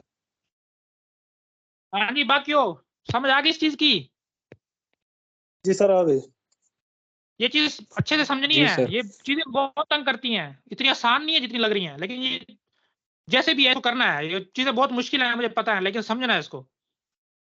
वो कोई इतनी मुश्किल बात नहीं है, जो 2 लफ्ज हैं, अगर 2 लफ्ज आपने इंटरव्यूअर को बता दिए तो ये तो खैर ना पूछे आपसे कभी भी, लेकिन जो आगे शैलो कॉपी और डीप कॉपी है ना, वो तो लाजिम पूछा जाएगा। जो जिन्होंने 2020 का इंटरव्यू दिया है उनको पता है कि कितना फेमस रहा है ये ऊब में से ये कंसेप्ट शैलो कॉपी और डीप कॉपी का। तो अगर आपको ये समझ आए तो फिर वो चीजें समझ आएंगी, वो क्योंकि वो भी गेम सारी पॉइंटर की है।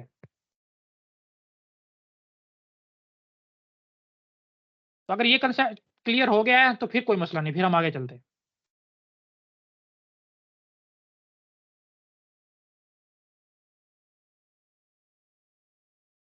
कम से कम ना ही कर दो, बोल तो दो कि सर क्लियर नहीं हुआ। सर क्लियर है सर। सबको क्लियर क्लियर है सर, जी? पढ़ना पड़ेगा, पढ़ना पड़ेगा, क्लियर है। चलो अल्लाह करे भी सबको है, अगर नहीं भी हुआ तो कोई नहीं। ये वो टॉपिक है जो आप कहोगे तो मैं कल को रिपीट भी करवा दूंगा, क्योंकि ये तो आपको लाजमी आना चाहिए। पूरी ऊप पढ़ने का मकसद सिर्फ और सिर्फ पॉलीमॉर्फिज्म पढ़ना है, बाकी इनहेरिटेंस वगैरह मैंने कभी भी रिवाइज नहीं करता। अपना इंटरव्यू भी बेशक हो, टेस्ट भी हो, मैंने कभी रिवाइज नहीं की। मैं सिर्फ और सिर्फ एक टॉपिक वहां से रिवाइज करता हूँ, और वो पॉलीमॉर्फिज्म, क्योंकि सारे कंसेप्ट इसी में आके जम हो जाते हैं। फिर काफी देखो जी, ताकि कल करने से नहीं ज्यादा क्या कह रहे हो? काफी नहीं है, ताकि कल पढ़ लें तो फिर आए ये आगे उसी के बाद साथ रिवाइज। मिलती जुलती है, बस ये देख लो फिर बस करते हैं, ये वही चीज है। ठीक है सर। सर बहुत ज्यादा हो गया सर। फैसल भाई रहने दें, सिर्फ एक चीज करवाई है, वो सिर्फ और सिर्फ क्या, वर्चुअल फंक्शन, उसके अलावा क्या करवाया मैंने? सर सर जी ने आपने तो कहा था प्रोग्रामिंग कि नहीं ये आती। सारी की सारी ऑब्जेक्ट ओरिएंटेड प्रोग्रामिंग इसमें आ जाती है, आप देखो ना, जो आप अगर जो मुझे कह रहे तो थे कि सर आपने हम सर इनहेरिटेंस पूरी क्यों पढ़ रहे प्रोग्रामिंग हैं, करवा दी। जो आप मुझे कह रहे थे उन दिनों के सर हम क्यों इनहेरिटेंस को पढ़ रहे हैं या कंस्ट्रक्टर क्यों पढ़ रहे हैं, वो सारी चीजें अब आ रही हैं। देखो इसलिए मैं कह रहा था कि वो चीजें पता होंगी तो ये आएगी, क्योंकि मेरा मेन मकसद सिर्फ और सिर्फ इस सब्जेक्ट को पढ़ाने का, पॉलीमॉर्फिज्म पढ़ाने का था। लेकिन उसके लिए मजबूरी थी कि वो सारी चीजें आपको पता होगा जो पीछे से चलती आ रही हैं, फिर आपको क्लियर होगी। अब आपको पता ही नहीं है कि पब्लिकली इनहेरिटेंस क्या होती है, कौन सी फंक्शन कहाँ पे जाकर रिजॉल्व होगी, कैसे उसके अंदर फंक्शन आएगा, तो आप बैठे रहोगे। सर इतनी तो हमने बीएस के 4 सालों में प्रोग्रामिंग नहीं पढ़ी, यकीन करें। यार पढ़ी है, वो पढ़ाने वाले ऐसे थे जैसे हमें मिले हैं, बात सीधी सी है। बेशक किसी सर को काफी चुभे है। चुभे, यार ये सर कर लो प्योर वर्चुअल फंक्शन, फिर हम एंड करते हैं 2 मिनट से। नहीं सर जी काफी है, बस वो बहुत सर सारा बहुत काम है है सर, वो सर। करना है। पढ़ा चलो दें बस सर, अच्छा, पढ़ा 9:30 दें। हो गए सर। उसी के सर साथ जी छोड़ मिलता चलो दें, आपका जुलता है पहला यार। 9:30 हो जो गए। फंक्शन डेफिनेशन पढ़ा दे सर, डेफिनेशन हाँ पढ़ा चलो दे देखो, प्योर। नहीं देखो सर, जी, ये प्योर नहीं सर वर्चुअल फंक्शन काफी है आप सर ना एक ही दिन स्टार्ट करना है आपने, ये पूरा कंसेप्ट है सर, फिर अच्छे से समझ आ जाएगा ना बस। ये वर्चुअल के अब साथ 9:30 रिलेट हो गए। करता है, वर्चुअल के साथ ये रिलेट सर करता है। करता है, लेकिन प्योर वर्चुअल कल फंक्शन तो सही रिलेट कर तरह से जाएगा। समझ भाई लेना आप। रिटर्न जीरो करता है और कुछ भी नहीं है यार, जीरो रिटर्न करता है और कुछ भी नहीं है, पढ़ लो इसे। भैया हमें तो कुछ भी नहीं आता ना, 0 करता है या 5 करता है सर। पहले हम वर्चुअल को हमें नहीं समझ अच्छा आती चलो, प्रोग्रामिंग। आज जो चले अच्छा वैसे हम चले पढ़ते नहीं है, वैसे हम असेसमेंट लेते हैं। हाँ जी बताएं जी, प्योर वर्चुअल फंक्शन क्या है? मेरे पास जो तरतीब से नाम शो हो रहे हैं पूछता हूँ, पहले मुझे असद साहब बताएंगे जी क्या है प्योर वर्चुअल फंक्शन।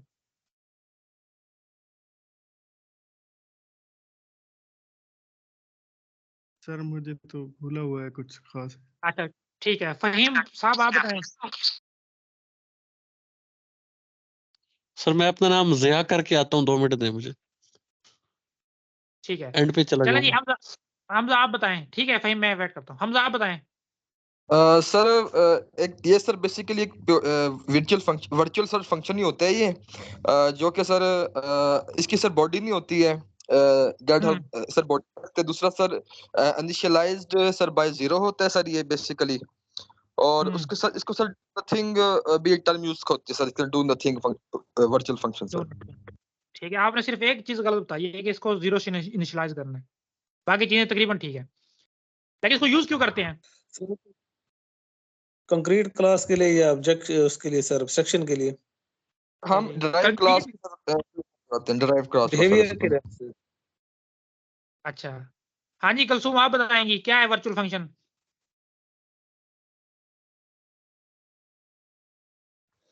सर मैंने लास्ट क्लासेस ली नहीं तो मुझे कुछ पता नहीं, मैं रिवाइज करूंगी तो पता चलेगा सब सारा। अच्छा ठीक है, जिब्रील आपका तो हो गया, कामरान आप बताएंगी।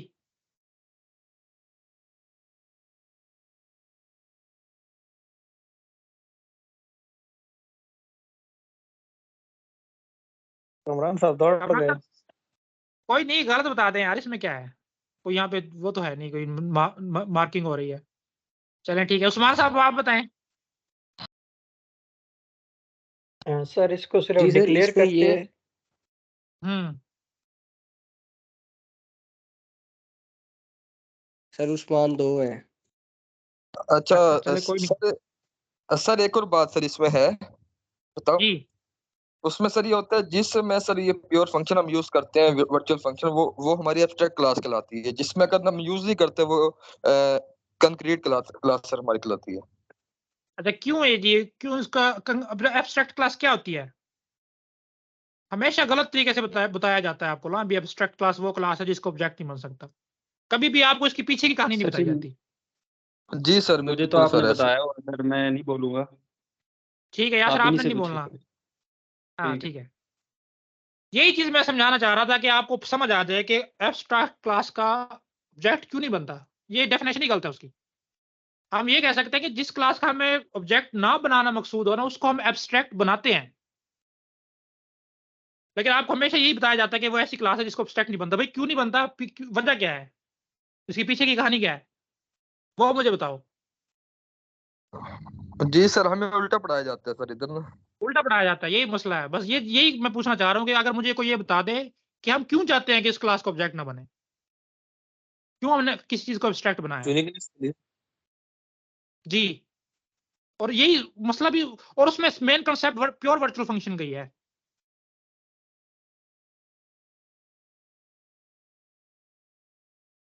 पढ़ लें या कल पढ़ें? सर कल ही पढ़ेंगे कल इंशाल्लाह। सर कल ठीक है सर। चले ठीक है, हम सर्च लेकिन करके आपकी आएंगे बात सर। आप आपसे पूछ भी लेना एब्स्ट्रैक्ट क्लास क्या होती है, वो आगे पीछे कभी भी इस तरह से डेफिनेशन नहीं बतानी कि भी वो क्लास है जिसका ऑब्जेक्ट नहीं बनता। ठीक है बिल्कुल 100% ठीक है, लेकिन उनको पता होना चाहिए कि आपको वजह का पता है कि किस वजह से ऑब्जेक्ट हम नहीं बनाते इसका, या हमारी रिक्वायरमेंट क्या थी, क्यों हमने किसी क्लास को एब्स्ट्रैक्ट बनाया। इंशाल्लाह वो कल हम जब देखेंगे तो इस चीज को क्लियर करेंगे। प्योर वर्चुअल सर अल्लाह फंक्शन ना करे, अगर सर जी जी जी, अगर अल्लाह ना करे प्रोग्रामिंग में से कोई सवाल इंटरव्यू में ना आए तो फिर वो ये रिजेक्ट कर देते हैं। पॉलीमॉर्फिज्म में से आएगा, सिर्फ पॉलीमॉर्फिज्म में से, वरना नहीं। अगर बंदा कह दे सॉरी फिर सर, तो कोई बात नहीं वो है तो यार, नहीं कह इसमें दे, क्या है। वो तो नहीं कह देगा सॉरी। नहीं नहीं यार, इसमें कोई नहीं है, जो चीज आपको नहीं आती तो ठीक है, अब क्यों वक्त जाया कर रहे हो, अगले आपने क्यों वेटेज कम कर रहे हो, आगे चलो। सही। जब इंशाल्लाह आप लोग इंटरव्यू में पहुंच जाएंगे तब इंशाल्लाह हम जो है ना इस चीज के बारे में बाकायदा एक सेशन रखा करेंगे कि कैसे टैकल करना इंटरव्यूज को। इंशाल्लाह ताला। और इसमें आपने खुशकिस्मत हो कि आपके पास जो है ना competition as compared to previous low है। 40 बंदे हैं और 6,000 मतलब लोगों ने अप्लाई किया है, तो बहुत कम कंपटीशन है। सर इस बार पता थोड़ी नहीं सी भी बता मेहनत रहे थे कि कौन सी सीट्स आई थी सर, वो 158 के करीब थी, पता नहीं उसमें से पास ही 13-14 हुए हैं, वो कौन सी सीट थी सर? जी, जी, मेरे प्रीवियस डिपार्टमेंट से थी वो, स्पेशल एजुकेशन डिपार्टमेंट